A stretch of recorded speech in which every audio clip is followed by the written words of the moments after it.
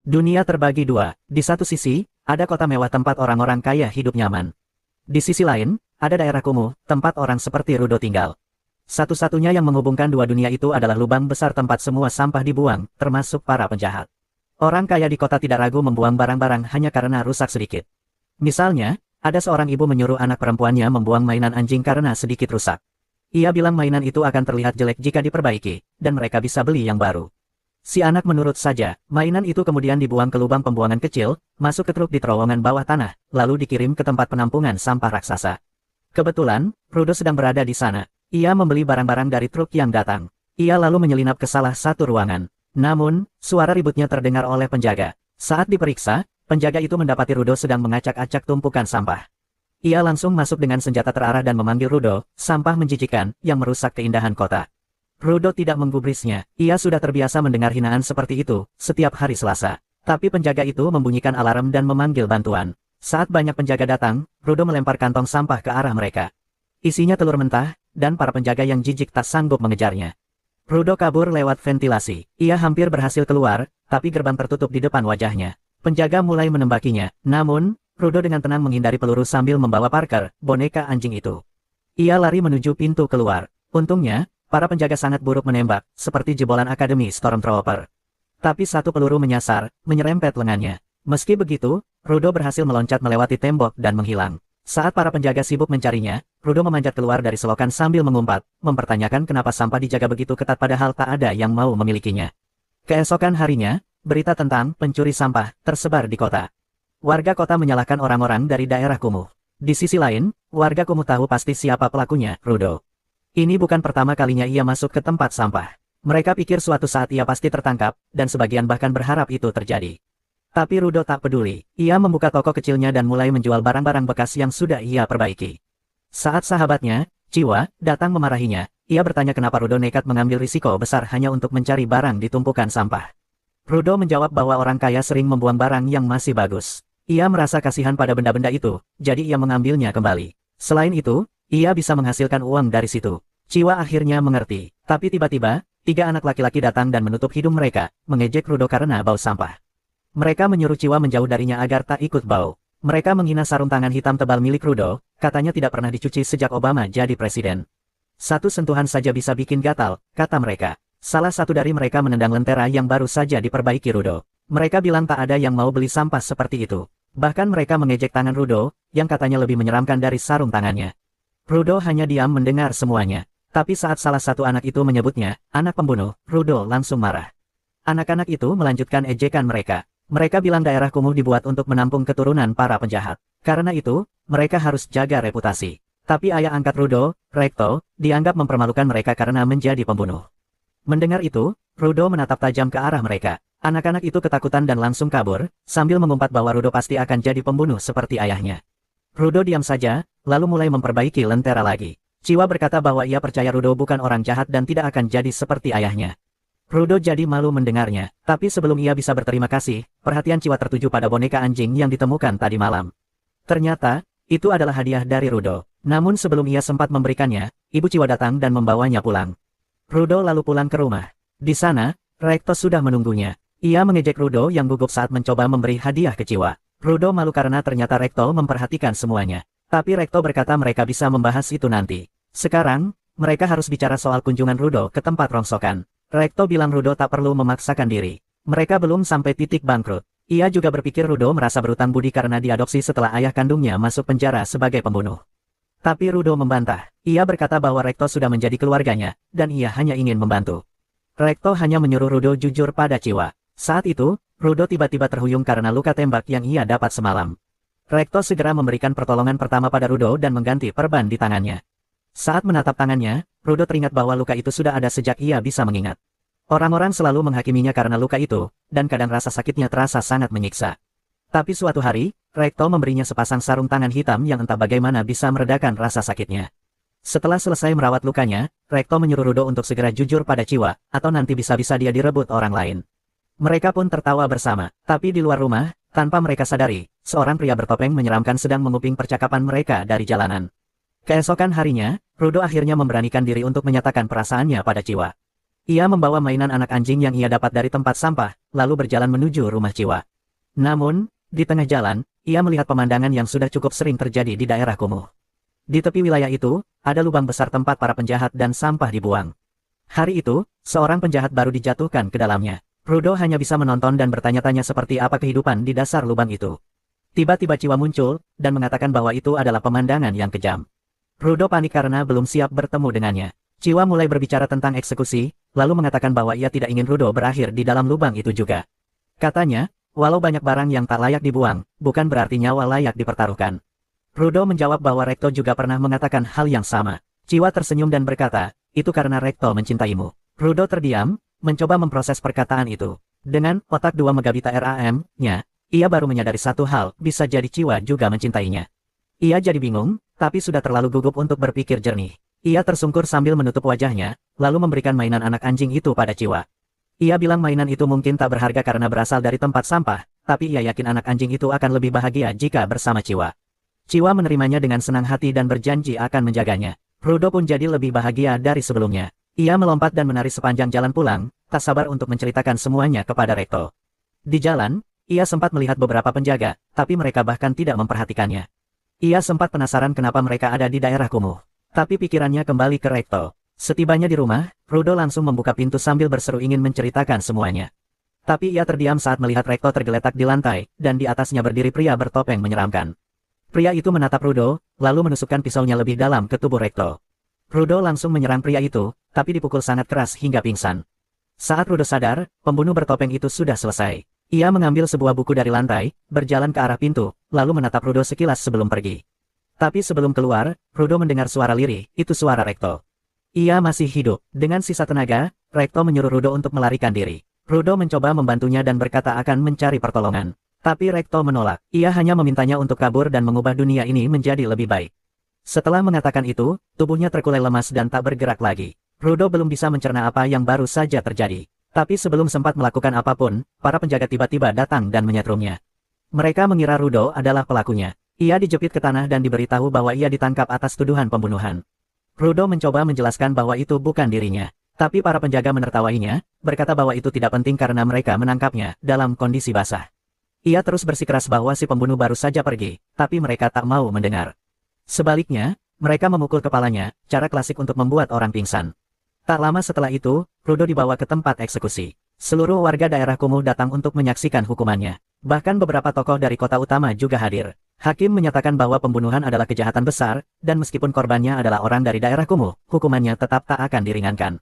Rudo akan dieksekusi dengan cara dijatuhkan ke dalam lubang. Orang-orang bersorak mendengar putusan itu. Rudo hanya bisa berdiri terpaku, tak percaya semua ini terjadi padanya. Ia berharap setidaknya ada satu orang saja yang percaya padanya. Ia mencari di antara kerumunan, dan menemukan Ciwa. Dengan putus asa, ia berteriak bahwa ia tidak membunuh Rekto dan memohon agar Ciwa mencari pelaku yang sebenarnya. Tapi Ciwa hanya menjawab bahwa ia percaya pada Rudo, tapi Rudo tidak pantas mendapatkan kepercayaan itu. Ia menambahkan bahwa pada akhirnya, Rudo memang anak dari seorang pembunuh. Kemudian, Ciwa menjatuhkan mainan anak anjing itu dan membalikkan badan. Sikapnya itu menyakiti Rudo lebih dari apapun. Dengan penuh amarah, Rudo membalas hinaan orang-orang yang menyebutnya sampah. Ia berkata bahwa merekalah sampah yang sesungguhnya, makhluk tanpa otak dan kehendak bebas. Ia bersumpah akan menyeret mereka semua ke neraka. Lalu, ia melihat sosok pria bertopeng itu, berdiri di antara kerumunan. Tapi ia tak sempat memberitahu siapapun. Seketika itu juga, Rudo dilemparkan ke dalam lubang. Ia jatuh, terus jatuh, sampai akhirnya pingsan. Untungnya, tumpukan sampah di dasar lubang menahan jatuhnya. Ia bangun dalam keadaan selamat, meskipun bingung dan masih syok. Saat mencoba memahami situasinya, bau busuk yang sangat menyengat menyerang hidungnya, bahkan bagi pencuri sampah seperti dia, baunya sangat mengerikan. Di hadapannya membentang lautan sampah yang sangat luas, penuh dengan benda-benda aneh yang belum pernah ia lihat. Tempat macam apa ini, pikirnya. Namun, sebelum ia sempat berpikir lebih jauh, bayangan raksasa muncul dari balik tumpukan sampah. Ia menoleh dan matanya melebar saat melihat monster raksasa yang terbentuk dari tumpukan sampah, dengan taring besar yang mengarah langsung ke arahnya. Pikiran Rudo sempat kosong saat melihat monster itu. Ia teringat betapa ia selalu merasa aneh melihat orang-orang begitu terobsesi membuang sampah dan kotoran manusia ke dasar lubang. Namun, tak satu pun dari mereka peduli apa yang terjadi di bawah sana. Bahkan, mereka tidak pernah memikirkan apa yang mungkin ada di bawah, dan itulah yang paling mengganggunya. Tapi Rudo segera sadar dan mulai berlari menyelamatkan diri ketika monster raksasa itu mulai mendekat. Keadaan makin buruk saat monster itu mengaum keras, memunculkan lebih banyak monster dari tumpukan sampah. Mereka langsung mengejar Rudo. Ia berlari secepat mungkin, tapi tetap saja terjebak. Ia bertanya-tanya dalam hati, apa sebenarnya monster-monster ini? Apakah mereka benar-benar tumpukan sampah hidup? Saat monster-monster itu menerkam, Rudo entah bagaimana berhasil menghindar. Ia mencoba melarikan diri, tapi tersandung dan jatuh tepat di atas tengkorak manusia. Saat itulah ia sadar, bisa jadi nasibnya akan berakhir seperti itu juga. Rudo mengumpat bajingan yang telah melemparkannya ke tempat neraka ini. Saat itu juga, tumpukan sampah tempatnya berdiri runtuh. Ia terjatuh ke dasar tebing, cukup jauh dari kejaran monster. Tapi ada masalah lain, udara di tempat itu benar-benar beracun. Jika menghirupnya terlalu lama, paru-parunya bisa rusak. Ia menutup mulut dan hidung dengan sarung tangan, berharap bisa menemukan tempat berlindung untuk memulihkan diri. Tapi perlahan, ia sadar mungkin tidak ada tempat aman di neraka ini. Ia mulai kehilangan harapan, lalu memuntahkan darah. Suaranya menarik perhatian monster-monster kembali ke arahnya. Rudo jatuh ke tanah, tak bisa bergerak. Ia hampir menyerah, sampai bayangan Rekto yang sekarat muncul dalam pikirannya. Kekuatan aneh tiba-tiba mengalir di tangannya, meski ia tak menyadarinya. Tapi penglihatannya berubah, ia mulai melihat cahaya keluar dari tumpukan sampah dan dari sebuah pipa besi di dekatnya. Ia merangkak menuju pipa itu, bertekad untuk bertahan karena kini ia punya alasan untuk hidup. Ia meraih pipa besi dan berdiri, menyatakan bahwa ia akan kembali ke permukaan dan membalas dendam pada orang-orang yang telah mengirimnya ke sini dan pada bajingan yang membunuh ayahnya. Amarah mulai membuncah, monster-monster pun diam-diam menyelinap. Tapi saat salah satu dari mereka menyerang, Rudo langsung memukulnya dengan pipa besi tanpa menoleh. Serangannya membuat monster itu terlempar dan menghantam payung milik penghuni lubang lain. Orang itu terkejut, ada orang yang bisa melawan monster di tempat ini. Rudo terus bertarung seperti orang gila. Ia tak peduli dengan udara beracun atau darah yang mengalir dari hidungnya. Bahkan saat tubuhnya terbanting ke batu besar, ia masih bisa bangkit. Seekor monster menghancurkan batu tempat ia terjebak, membuatnya terkubur. Tapi Rudo muncul kembali sambil membawa tiang logam, lalu mengayunkannya dengan kekuatan penuh, menghantam monster itu dengan keras. Namun, seekor monster lain muncul dari bawah. Rudo berhasil melepaskan diri dari rahangnya, tapi tubuhnya kembali lemah karena udara beracun. Ia memuntahkan darah, dan monster-monster segera mendekat. Untungnya, kekuatan misteriusnya muncul lagi, memberinya kekuatan dan kegilaan untuk bertahan. Dua monster menyerangnya bersamaan, tapi Rudo berhasil selamat. Ia mengambil selembar logam dan memotong tengkorak monster pertama. Lalu ia membelah monster kedua hingga meledak. Setelah itu, ia sempat beristirahat, namun monster raksasa lain mulai berjalan ke arahnya. Rudo memutuskan untuk melarikan diri agar bisa memulihkan kekuatannya. Tapi monster itu menghentakkan kakinya, melepaskan gelombang kejut yang menghantam tubuh Rudo hingga terpental. Saat membuka matanya, Rudo terkejut melihat seorang pria bertopeng menyeramkan berdiri di atasnya. Ia bertanya-tanya siapa pria itu dan dari mana asalnya. Tapi pria itu tiba-tiba mengangkat dan menendangnya ke depan. Rudo batuk darah, hendak melawan, tapi pria itu malah memasangkan masker gas ke wajahnya agar ia bisa bernapas kembali. Rudo makin bingung dan bertanya apakah pria itu penduduk tempat ini. Ia ingin tahu tentang daerah ini dan para monster. Tapi pria bertopeng itu hanya memintanya diam. Tentu saja, bagi orang yang hanya punya angka satu digit seperti Rudo, perintah itu tidak begitu masuk akal. Ia terus bertanya keras-keras. Pria itu kembali menyuruhnya diam, kali ini dengan suara pelan. Tapi Rudo menyuruhnya bicara lebih jelas. Ia bertanya apakah mereka sedang berada di bawah tanah. Akhirnya, pria itu membentaknya. Ia lupa nasihatnya sendiri dan berteriak, mengatakan bahwa mereka bukan berada di bawah tanah, melainkan di atas permukaan. Tempat ini menjadi neraka karena kesalahan orang-orang di atas sana. Ia menjelaskan bahwa monster raksasa dari sampah, yang disebut binatang sampah, tertarik pada suara. Dan karena Rudo terus berbicara, mereka kini telah menarik perhatian monster-monster itu. Pria itu menambahkan bahwa binatang sampah tidak bisa dikalahkan dengan senjata biasa. Satu-satunya cara adalah pergi diam-diam, tapi sekarang sudah terlambat. Pada saat itu, seekor monster mencapai bagian belakang mereka. Pria bertopeng itu memutuskan untuk menghadapinya. Energi emas tiba-tiba menyelimuti lengannya dan payung yang ia bawa berubah menjadi senjata. Monster itu menyerang, tapi pria bertopeng hanya mengayunkan payungnya ke arah wajah monster, menghancurkannya seperti blender genggam. Potongan-potongan tubuh monster itu berjatuhan, lalu berubah menjadi debu. Rudo sudah terkejut dengan kekuatan aneh yang tiba-tiba bangkit dalam dirinya.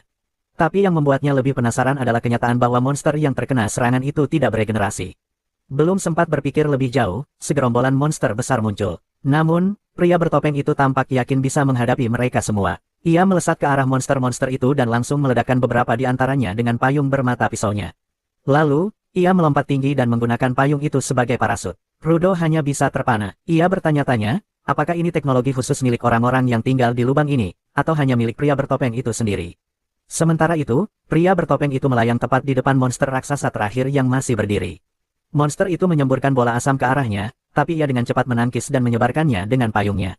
Ledakan hebat pun terjadi begitu asam itu menyentuh tumpukan sampah. Tanpa ragu, pria bertopeng itu menggunakan kepala monster sebagai pijakan untuk melompat lebih tinggi. Ia lalu menyuntikkan lebih banyak energi ke dalam payungnya, membuatnya jadi lebih besar dan kuat.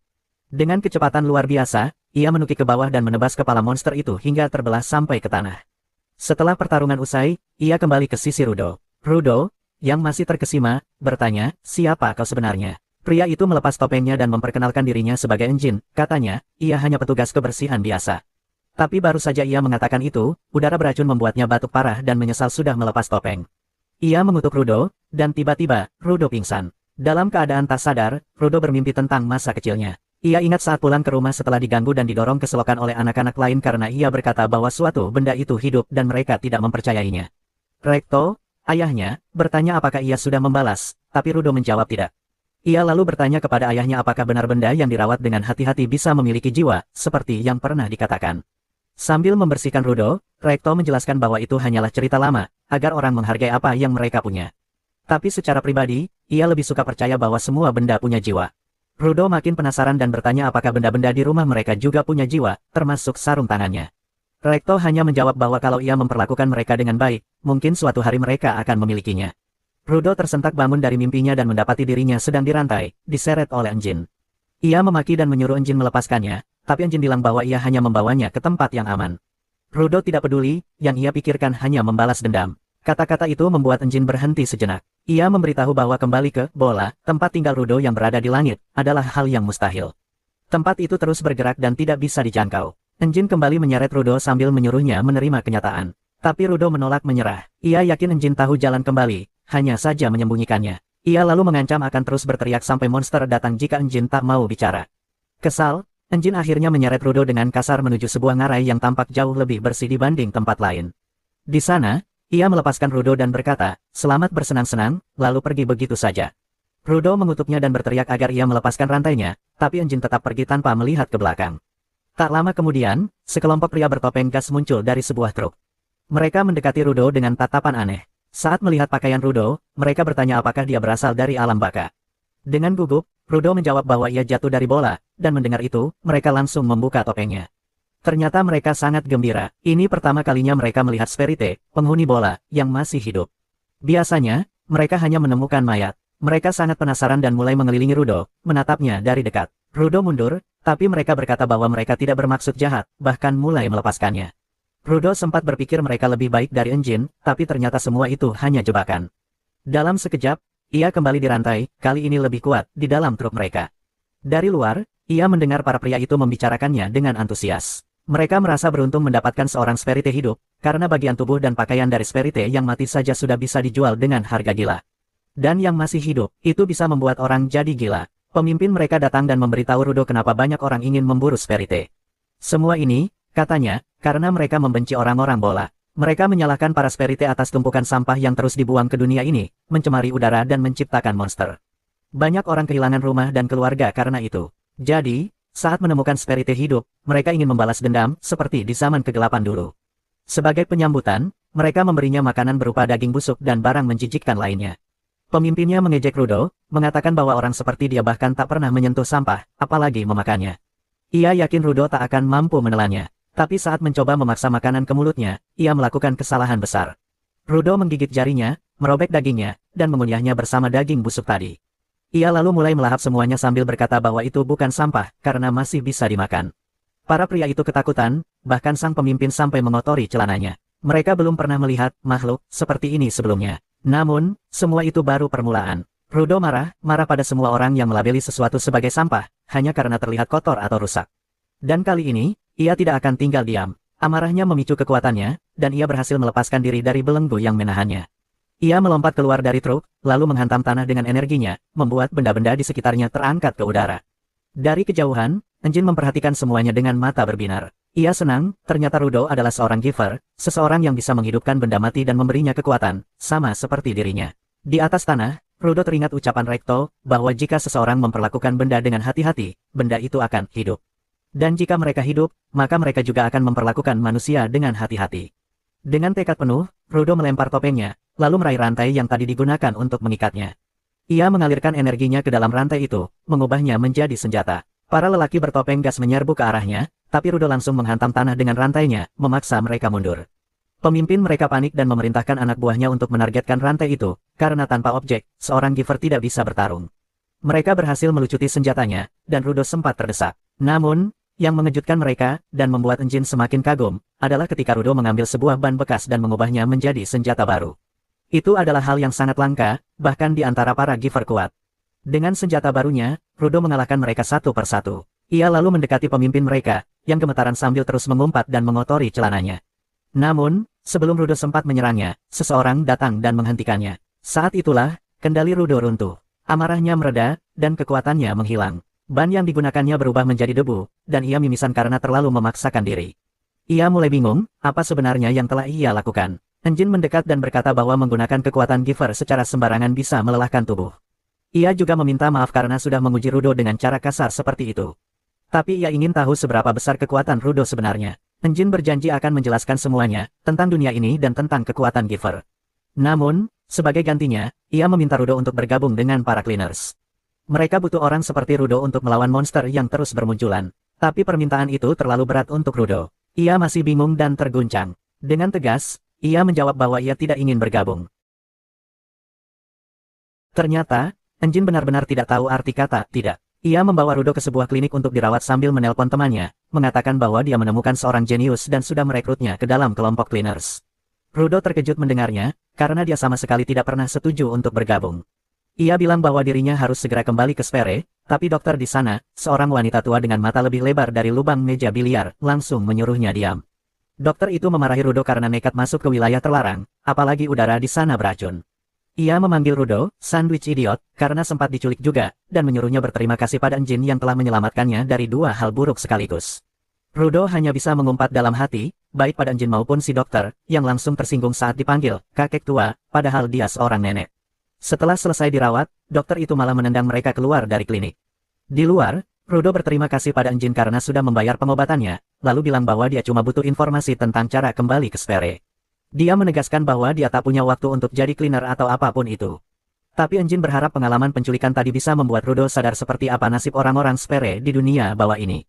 Ia mengatakan, kalau seseorang tahu kamu berasal dari Sfere, kamu akan menyesal pernah lahir. Dan lebih parahnya, tidak ada informasi gratis di tempat ini. Enjin lalu membawanya ke sebuah kota kumuh, tapi jauh lebih baik dibandingkan tempat-tempat kotor sebelumnya. Ia bahkan mentraktir Rudo burger, dan Rudo langsung melahapnya karena sebelumnya dia sempat muntah akibat makan daging busuk. Awalnya Rudo mengira dasar lubang dunia ini hanya berisi sampah. Tapi ternyata ada juga kota-kota dan orang-orang yang tinggal di dalamnya. Saat itu, ia melihat seorang gadis masuk ke toko dan tak bisa berhenti menatapnya. Namun, Enjin malah mulai menjelaskan soal dunia ini. Menurut Enjin, bukan cuma sampah yang menumpuk di sini. Perasaan dan emosi juga menumpuk dan menciptakan energi bernama anima. Makhluk sampah adalah wujud dari energi itu. Biasanya mereka tinggal di tempat pembuangan, tapi kadang menyerang kota. Enjin menjelaskan bahwa senjata biasa tak bisa menyakiti makhluk sampah, karena inti mereka hanya bisa dihancurkan oleh vital instrumen, benda yang dirawat dengan sepenuh hati dalam waktu lama hingga menyimpan anima. Tapi tidak semua orang bisa mengeluarkan kekuatan dari benda itu. Orang-orang seperti mereka, yang bisa memakai kekuatan vital instrumen, disebut giver. Dan kelompok mereka, cleaners, terdiri dari para giver yang bertugas memusnahkan makhluk sampah. Rudo bertanya, apakah Enjin akan benar-benar memberitahunya cara kembali ke Sfere jika dia bergabung.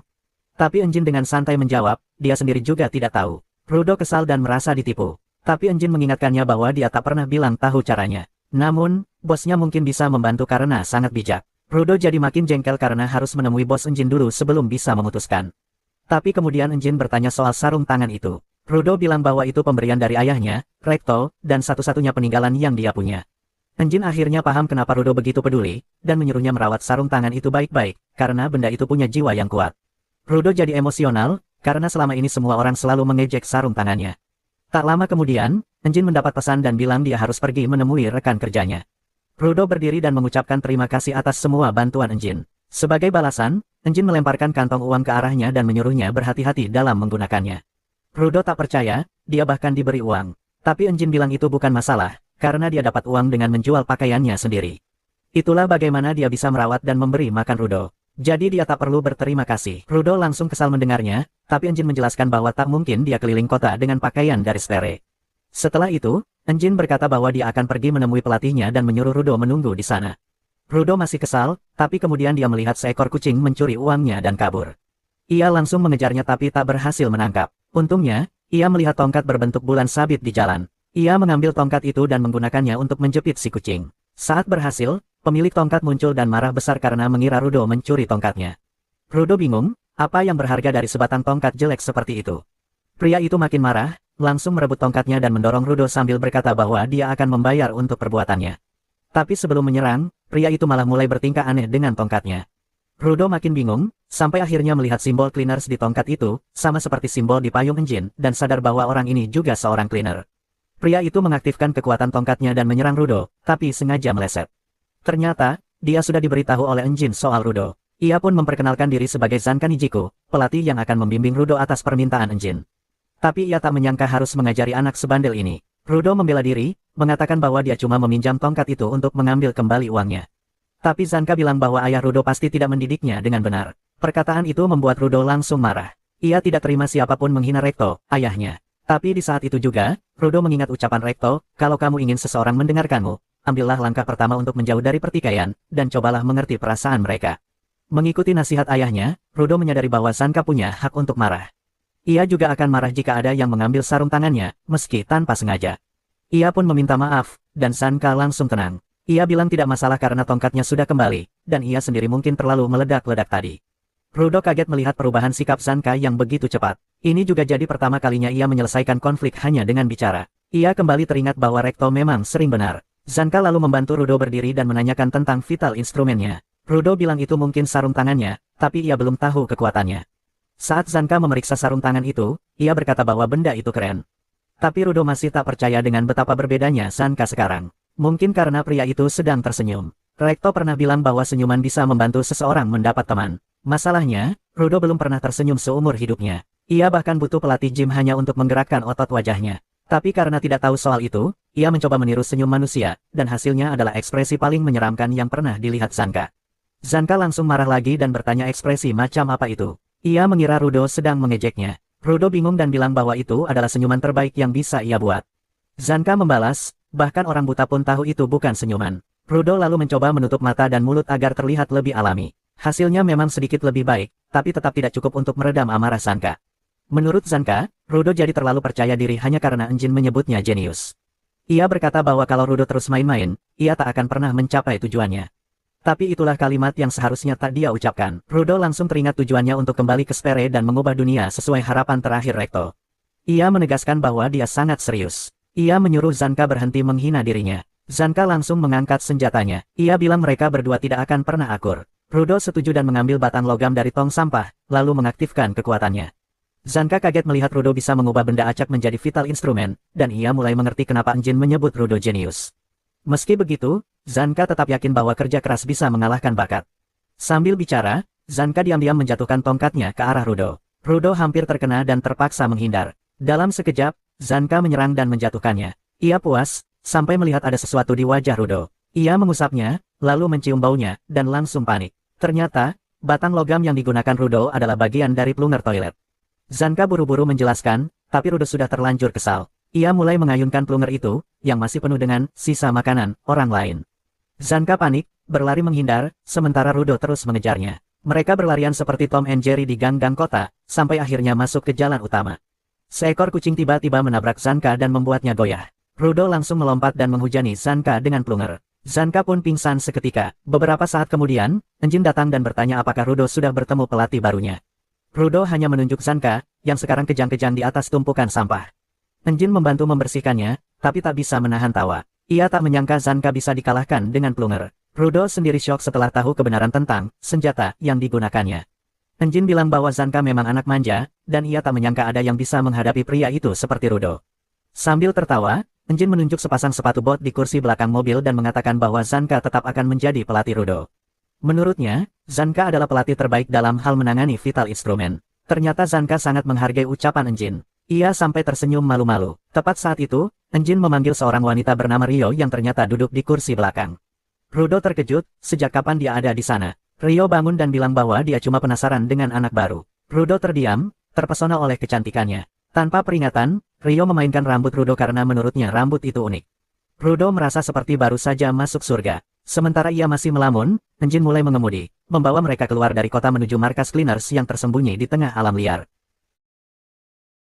Dalam perjalanan, Enjin melewati beberapa kota yang hancur sebelum akhirnya tiba di sebuah terowongan yang menembus dinding batu raksasa.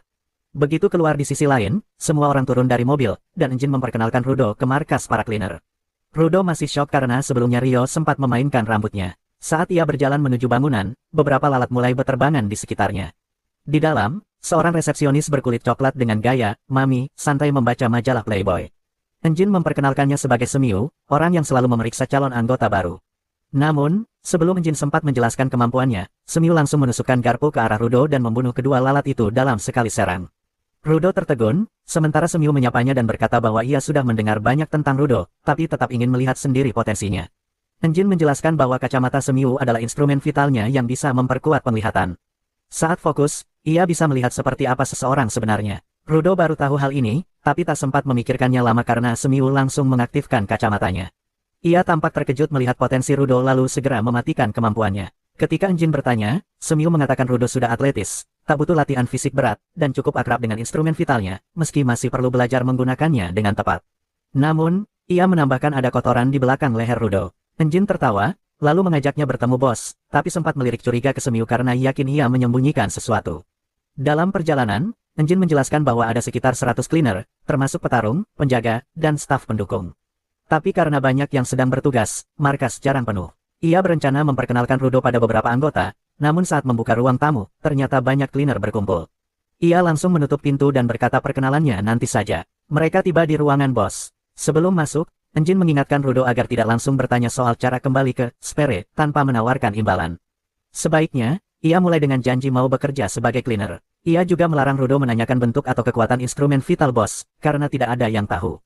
Namun, saat masuk, ruangan bos kosong. Tak lama, Semiu datang dan mengatakan bos sedang menjalankan misi dan baru kembali beberapa hari lagi. Enjin menganggap itu biasa, sementara Rudo kesal karena harus menunggu. Ia bertanya apa yang harus dilakukan selama itu. Tiba-tiba, Rio muncul dan mengajaknya ikut melihatnya bekerja. Rio bilang Rudo tak bisa jadi cleaner tanpa persetujuan bos, jadi untuk sementara ikut dengannya sebagai trainee. Itu juga menguntungkan Rio karena ia ingin mengenal Rudo lebih dekat. Rudo langsung gugup karena belum pernah mendapat perhatian seperti ini dari perempuan, dan akhirnya setuju. Mereka menuju ruang strategi. Semiu menjelaskan ada kota kecil dekat zona tercemar yang meminta bantuan karena terlihat crash bis kecil di sekitar. Rudo penasaran tentang zona tercemar, dan Semiu terkejut karena Enjin belum menjelaskan dasarnya. Ia lalu memaparkan bahwa tanah terbagi menjadi zona aman, tempat manusia bisa hidup, dan zona tercemar, yang dipenuhi monster sampah. Area tempat Rudo mendarat sebelumnya adalah No Man's Land, zona berbahaya di mana kebanyakan orang akan mati seketika. Semiu memberinya masker, mengatakan bahwa di zona tercemar, orang bisa mati keracunan gas dalam kurang dari 15 menit jika tidak memakainya. Tak lama kemudian, Rudo bergabung dengan tim Rio untuk misi. Rio menyuruhnya tetap di dekatnya agar bisa belajar banyak. Di perjalanan, Rudo sempat berpikir berapa lama ia bertahan di No Man's Land, tanpa masker, lalu perhatiannya tertuju pada tumpukan sampah. Ia bertanya-tanya apakah orang di Sphere tahu ada manusia hidup di dasar lubang ini. Tapi yang terpenting, bagi Rudo, itu seperti harta karun tempat ia bisa menemukan barang untuk diperbaiki. Ia lalu bertanya pada Rio tentang orang-orang lain di timnya. Rio menjelaskan bahwa mereka adalah pendukung. Walau tak punya kekuatan khusus seperti petarung, mereka sangat membantu. Salah satu pendukung menjabat tangan Rudo, tapi genggamannya begitu kuat sampai membuat Rudo meringis kesakitan. Rio tertawa dan menjelaskan bahwa orang itu punya kekuatan genggaman luar biasa, bahkan bisa merobek cangkang trash beast dengan tangan kosong. Saat salah satu pendukung memberi tanda bahwa trash beast akan datang, Rudo memutuskan mengamati dengan seksama. Tak lama, kawanan trash beast kecil berbentuk kambing muncul dari hutan sampah. Rudo panik dan bertanya bagaimana cara melawan sebanyak itu. Rio menenangkannya, bilang bahwa monster itu lemah, lamban, dan bahkan tak bisa menembus pagar kayu. Namun, gelombang kedua datang, berisi monster yang lebih besar dan agresif. Mereka mulai mendorong pagar hingga rusak, membuat Rudo kembali panik. Rio tetap santai dan mengatakan bahwa mereka hanya sedikit lebih kuat, tapi masih cocok untuk latihan pemula. Rio bilang mereka harus cepat menyelesaikan pembersihan lalu kembali ke markas untuk mengadakan pesta penyambutan bagi Rudo. Rudo heran bagaimana Rio bisa santai padahal nyawanya terancam. Tapi Rio menjawab, kalau Rudo ingin bertahan hidup di permukaan, dia harus melihat dunia dengan cara yang positif. Rudo sadar, Enjin juga seperti itu. Ia merasa itulah yang kurang dari dirinya, lalu memutuskan untuk bersikap santai. Namun, tiba-tiba seekor trash beast raksasa menerobos barikade, membuat Rio sendiri panik. Rudo menoleh, tapi Rio malah berkata kalau monster itu luar biasa karena belum pernah melihat yang begitu bergaya. Ia menambahkan, meski ini bukan lawan latihan ideal untuk pemula, ia akan bersenang-senang melawannya. Rio mengeluarkan gunting yang merupakan instrumen vitalnya. Rudo hanya bengong melihatnya. Rio lalu melempar gunting itu ke udara, membuatnya membesar dan semakin tajam, lalu menangkapnya dengan kaki. Ia berlari dan menebas beberapa monster sekaligus dengan satu tendangan. Rudo sama sekali tak mengerti, sampai salah satu pendukung memberitahu bahwa instrumen vital Rio bernama Reaper, dan berbeda dari orang lain, Rio memakainya dengan kaki. Rudo pun sadar, setiap orang punya cara masing-masing menggunakan instrumen vital mereka.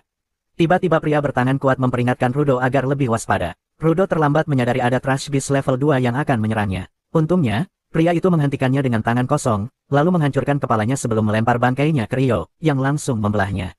Rio menyuruh para pendukung melempar lebih banyak monster padanya. Mereka pun menurut, mengangkat monster berat seperti tanpa beban.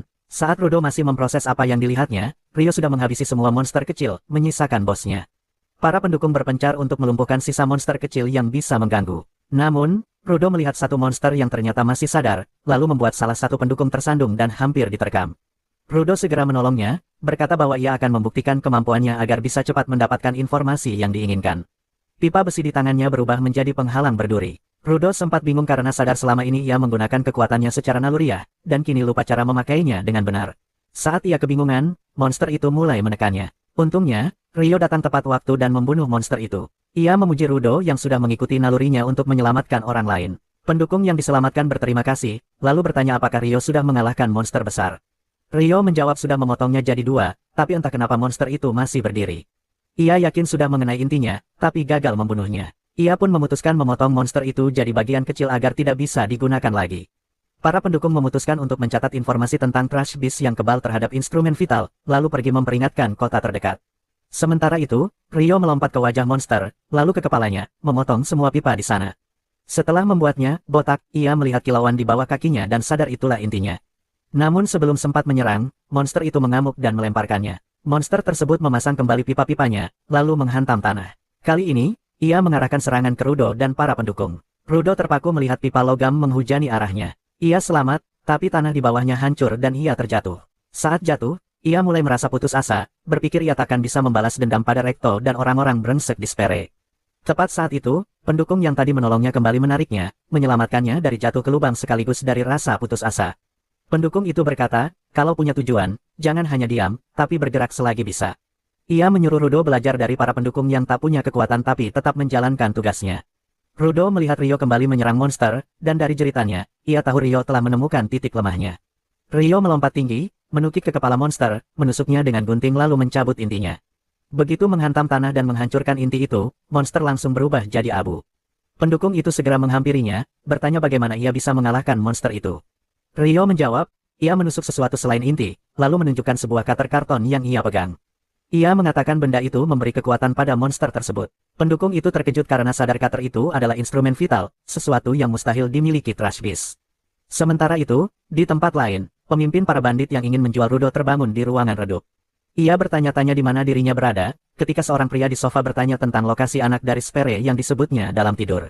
Kembali di markas cleaner, Rio mengadakan pesta penyambutan untuk Rudo. Tak lama kemudian, Zanka datang. Masih mengantuk setelah tidur siang panjang, ia bertanya pada Rio apa yang sedang terjadi. Rio menjelaskan bahwa mereka sedang merayakan kedatangan Rudo di permukaan. Sementara itu, Rudo duduk diam di sudut dengan kepala menunduk. Zanka bertanya mengapa bocah tengil itu terlihat murung. Rio menjawab bahwa sejak instrumen vitalnya gagal di tengah pertarungan, Rudo jadi sedih dan murung.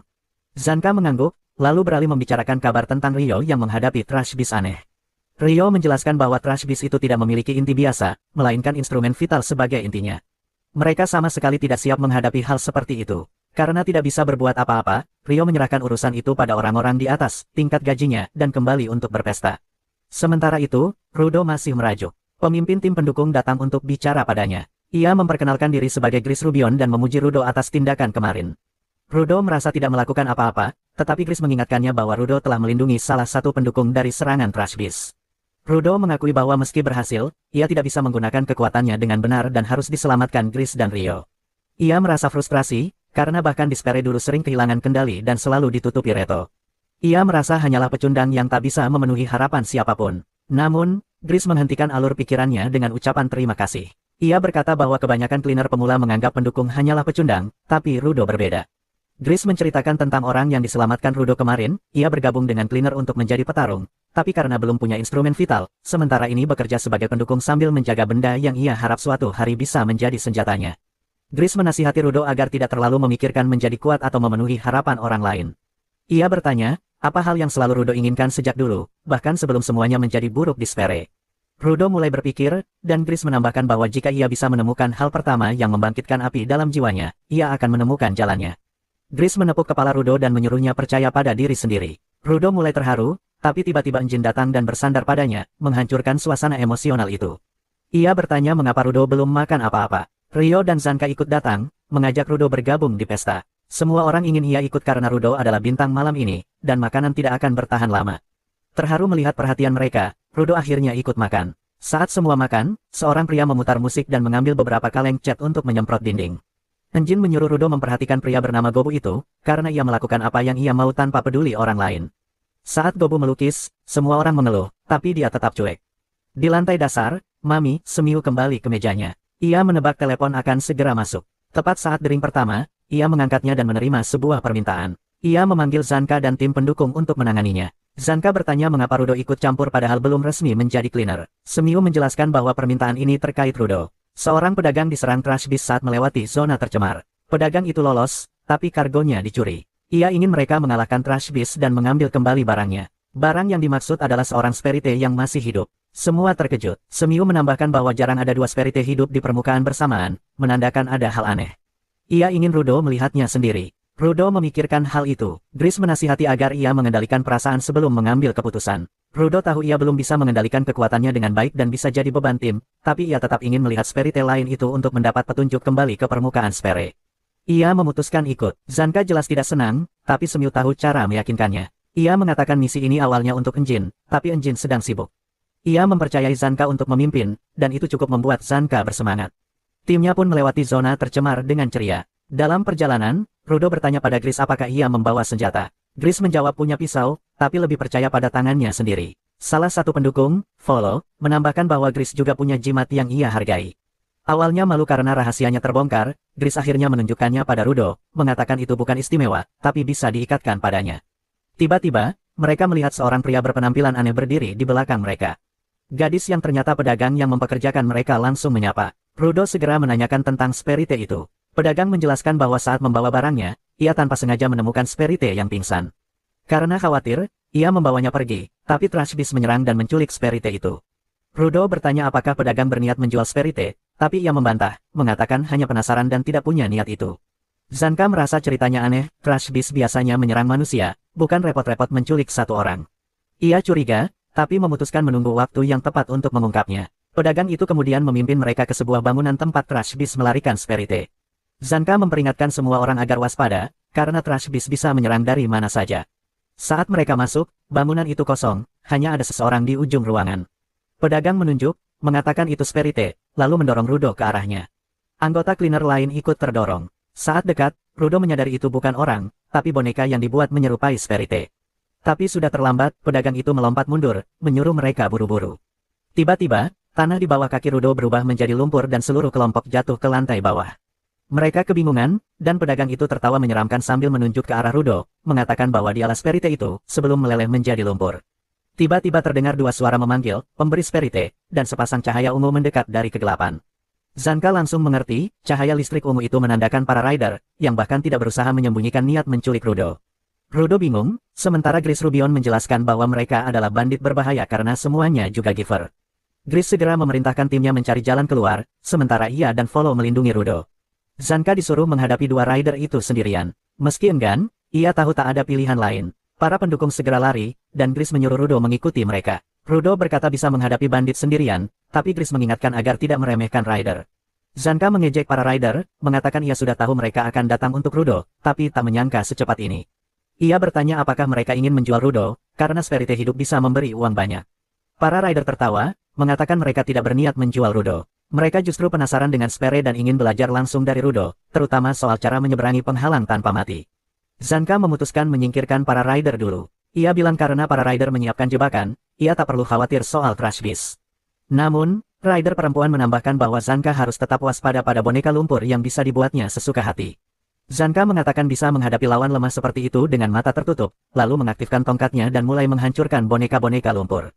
Tapi rider laki-laki bersembunyi di antara boneka itu dan menyerangnya dari belakang. Zanka hampir tak sempat bereaksi, terlempar menabrak pilar. Laki-laki itu kembali bersembunyi, sementara rider perempuan mengejek bahwa para cleaner hanya terbiasa melawan trash beast dan tak tahu cara menghadapi manusia. Ia menyebut ini akan menjadi permainan, tebak mana yang asli, terakhir untuk Zanka. Zanka terus menghancurkan boneka lumpur, tapi rider laki-laki menyerang punggungnya berturut-turut. Saat mencoba menyerang rider perempuan, kakinya terpeleset di genangan lumpur. Rider perempuan mengklaim Zanka akan segera kalah, tapi Zanka tiba-tiba berteriak menyuruhnya, membuat podcast saja kalau mau banyak bicara. Zanka menyadari bahwa asumsinya salah, rider laki-laki tidak memakai vital instrumen untuk menyerang, tapi hanya memukul dengan tangan, sementara vital instrumennya adalah sepatu salju yang membuatnya bergerak di tanah berlumpur. Zanka mengejek mereka sebagai pasangan yang cocok. Ia menegaskan meski lawan tidak berpengalaman melawan manusia, ia jauh lebih mengenal vital instrumen miliknya. Rider perempuan menyerang, tapi Zanka menghentakkan tongkat ke tanah, mengirim gelombang suara ke seluruh ruangan. Gelombang itu mengungkap posisi rider laki-laki di dalam boneka lumpur. Zanka menerjang dengan kecepatan penuh, menjatuhkan rider laki-laki hanya dengan satu pukulan, lalu memukul rider perempuan hingga pingsan. Saat dia tumbang, semua boneka lumpur hancur. Zanka mengejek mereka sebagai pemula. Tapi tiba-tiba, pemimpin rider muncul di belakang, menantang Zanka untuk melawan seseorang yang lebih kuat. Di sisi lain, Rudo dan yang lainnya masih berlari sambil mencoba mencari jalan keluar. Rudo menjadi khawatir karena dia tidak bisa lagi mendengar suara perkelahian ketika tiba-tiba ia bertemu dengan Gris, yang telah menemukan jalan keluar. Ia mengirim beberapa pendukung ke atas agar mereka dapat menghubungi kantor pusat dan meminta dukungan. Setelah itu, ia memutuskan untuk kembali dan memeriksa Zanka, ketika tiba-tiba ia mendengar seseorang berlari ke arah mereka. Gris mengira Zanka lah yang mengakhiri pertarungannya. Namun, ia terkejut ketika pemimpin para perampok, Ryder, datang ke sana. Semua orang kebingungan, lalu Ryder mulai menatap Rudo dan mencocokkan ciri-cirinya dengan deskripsi yang didapatnya dari bandit yang diculiknya sebelumnya. Ia tiba-tiba melompat ke tembok di belakang Rudo dan berpegangan padanya seperti Spider-Man, sambil berkata bahwa ia akhirnya menemukan pemberi dari bola itu. Tepat saat Gris dan yang lainnya menyadari bahwa pria di depan mereka adalah perampok, Ryder menghancurkan tembok dengan cakarnya, menghalangi jalan keluar. Perampok itu mulai memadatkan auranya. Gris berkata kepadanya bahwa jika ia menyakiti Rudo, ia akan menjadi musuh semua pembersih. Gris lalu bertanya tentang Zanka, tetapi Ryder malah berbicara tentang bagaimana ia terlambat tiba di sana karena memiliki indera arah yang buruk. Saat ia sampai di tempat itu, orang-orang lain sudah kalah. Ia tidak menyukai hal itu karena dianggap membuang-buang waktu semua orang. Ryder kemudian berjalan menuju Rudo, mengabaikan Gris dan pertanyaannya tentang Zanka. Ia memberitahu Rudo bahwa ada seseorang yang benar-benar ingin berbicara dengannya, jadi ia harus ikut bersama para perampok itu untuk saat ini. Rudo tetap waspada ketika Ryder tiba-tiba mengambil topengnya dan menariknya menjauh, sambil mengatakan kepadanya bahwa ia tidak membutuhkannya karena tidak ada binatang buas di sekitar. Rudo bertanya kepadanya apa yang terjadi pada petugas kebersihan itu kepada stafnya. Ryder menjawab bahwa petugas itu mempunyai sikap yang buruk, jadi ia menanganinya. Akan tetapi, karena petugas itu kuat, ia tidak membunuhnya dan hanya membuatnya pingsan. Namun, ia mungkin tidak begitu menikmati racunnya. Ryder kemudian menggunakan kemampuannya untuk membangkitkan kekuatan cincinnya, mengubahnya menjadi cakar logam. Ia mengatakan pada Rudo untuk ikut dengannya dengan damai agar tidak ada yang terluka. Namun, saat itu Gris dan Follow menyerangnya. Penyerang itu dengan mudah menghindari serangan mereka, kemudian melakukan tendangan handstand untuk mengirim mereka terbang. Ia merasakan bahwa Follow punya potensi untuk menjadi seorang pemberi, tetapi Gris tidak memiliki hal seperti itu, jadi ia tidak dibutuhkan. Namun, Gris bangkit dan memberitahu Ryder bahwa ia akan melindungi timnya dengan cara apapun, tidak peduli siapa yang harus ia lawan. Ryder menyadari bahwa Gris adalah seorang pendukung, lalu berkata bahwa orang lemah seperti dia tidak memiliki nilai dan tidak dapat melindungi apapun. Rudo khawatir pada Gris dan menyuruhnya mundur karena pertarungan itu akan terlalu berbahaya baginya, tetapi Gris tidak menjawab.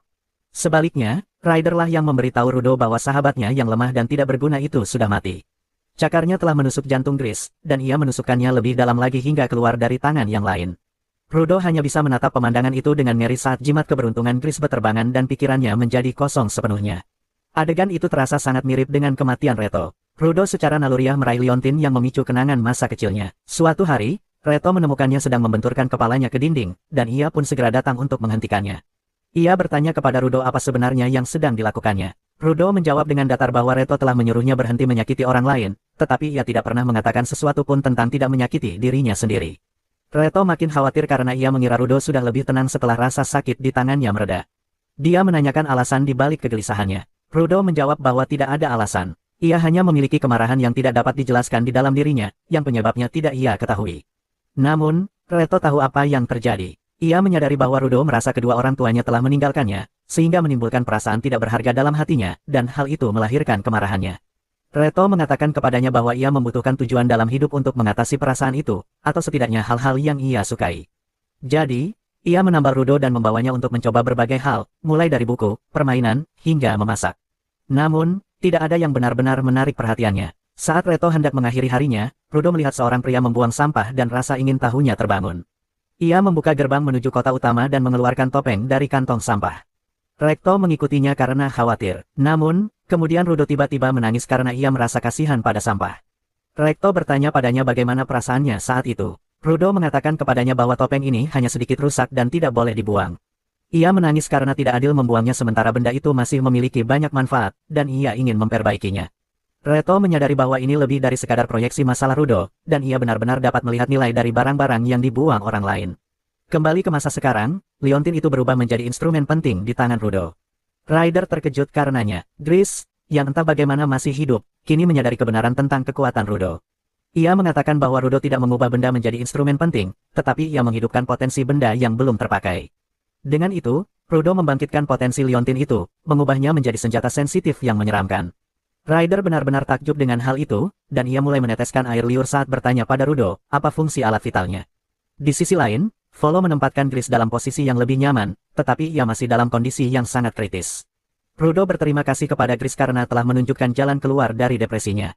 Ia mengatakan bahwa tanpa bantuannya, ia akan tetap terjebak. Namun, sekarang ia tahu apa yang harus ia lakukan, dan ia akan mulai dengan menendang para perampok serta membuktikan bahwa mereka salah tentang semua yang baru saja dikatakan. Perampok itu menyukai sikapnya dan akhirnya memperkenalkan dirinya sebagai Jabberwonger, sambil berkata bahwa yang paling ia sukai adalah petarung yang gigih dan pemberi yang kuat.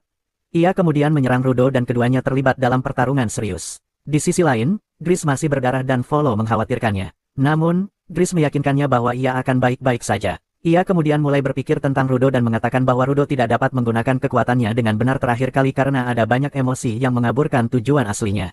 Namun, kali ini mereka tidak perlu khawatir tentang itu. Sementara itu, Rudo benar-benar dalam posisi bertahan, memaksa Jabberwonger untuk terus menyerangnya dan mundur ketika ia tidak dapat menemukan celah. Jabber mencoba mengejek Rudo agar menyerangnya, tetapi Rudo hanya memintanya untuk menyerangnya jika ia berani. Jabber menyuruhnya untuk lebih ceria dan menikmati pertarungan saat ia menyerangnya lagi, tetapi Rudo hanya menghindari serangannya. Jabber menyerangnya lagi, dan kali ini Rudo berhasil menghindar dengan mudah. Jabber segera menyadari bahwa serangannya bahkan tidak dapat mengenai Rudo. Rudo menjelaskan bahwa itu karena liontin Gris. Gris berdoa kepada jimat tersebut agar semua orang kembali dengan selamat dari misi mereka, dan itu berarti jimat tersebut merupakan instrumen penting yang berfokus pada pertahanan.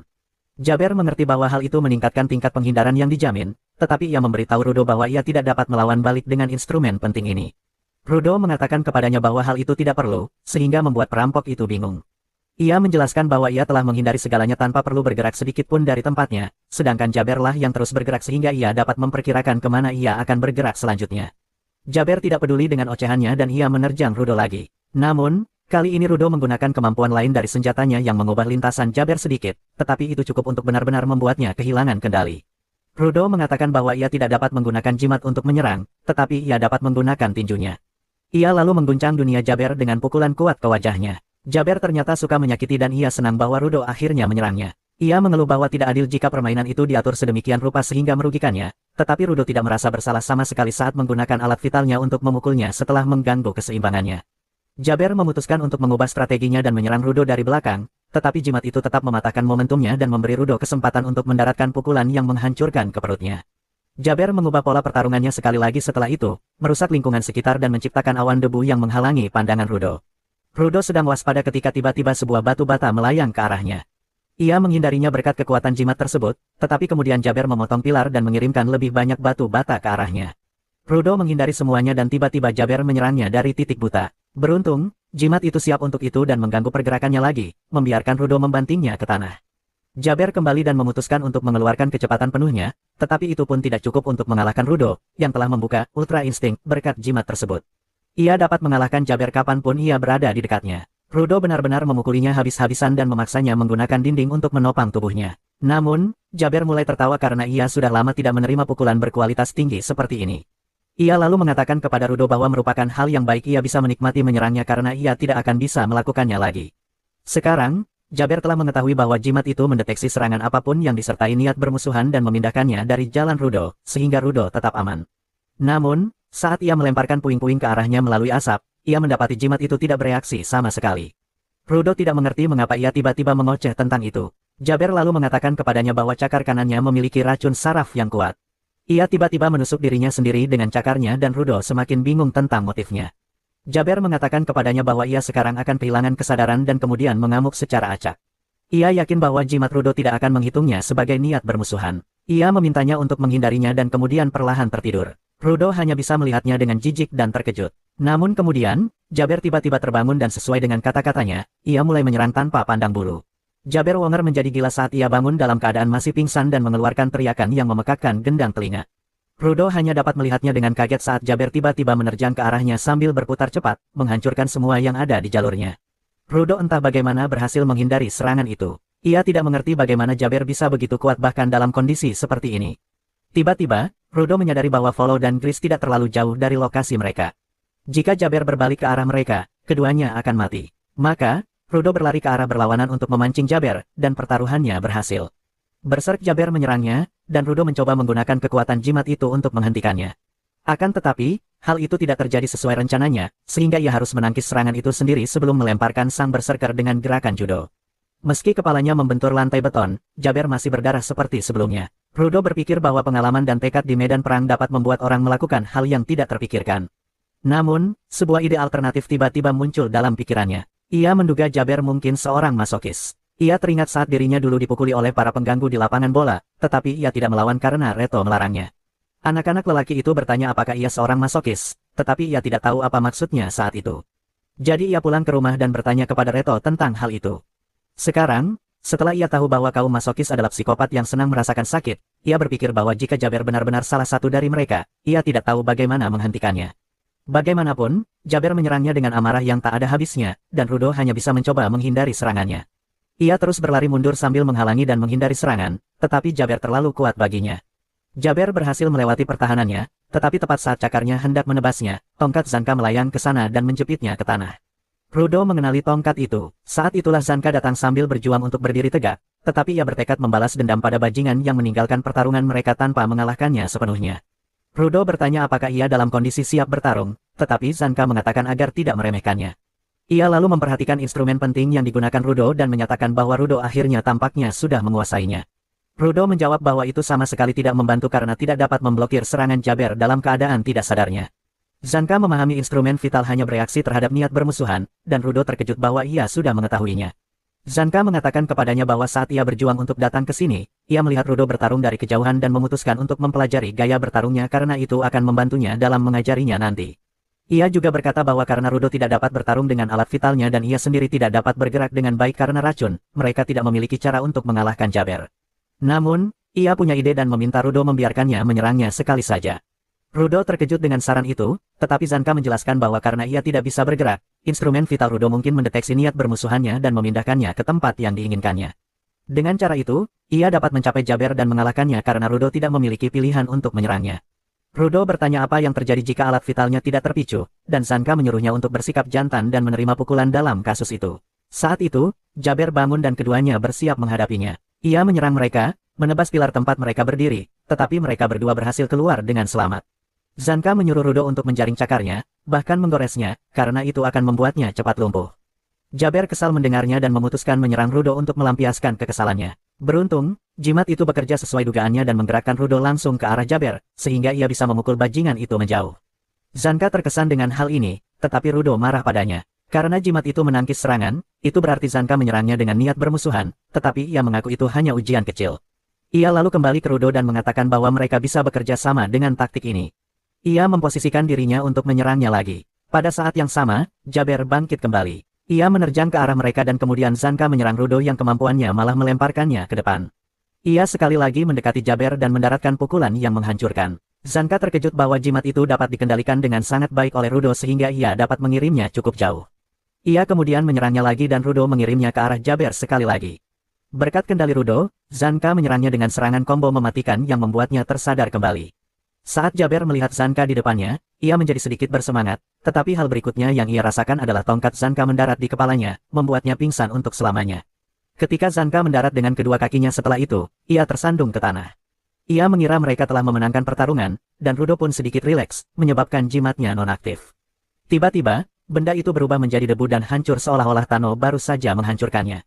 Rudo pun panik. Ia mencoba menyelamatkan jimat itu karena itu milik Gris, tetapi ia tidak bisa berbuat apa-apa selain melihatnya terbang menjauh. Ia mulai mengalami serangan panik, dan Zanka bertanya-tanya apakah jimat itu hancur karena kemampuan Rudo atau ada hal lain yang terjadi di sini.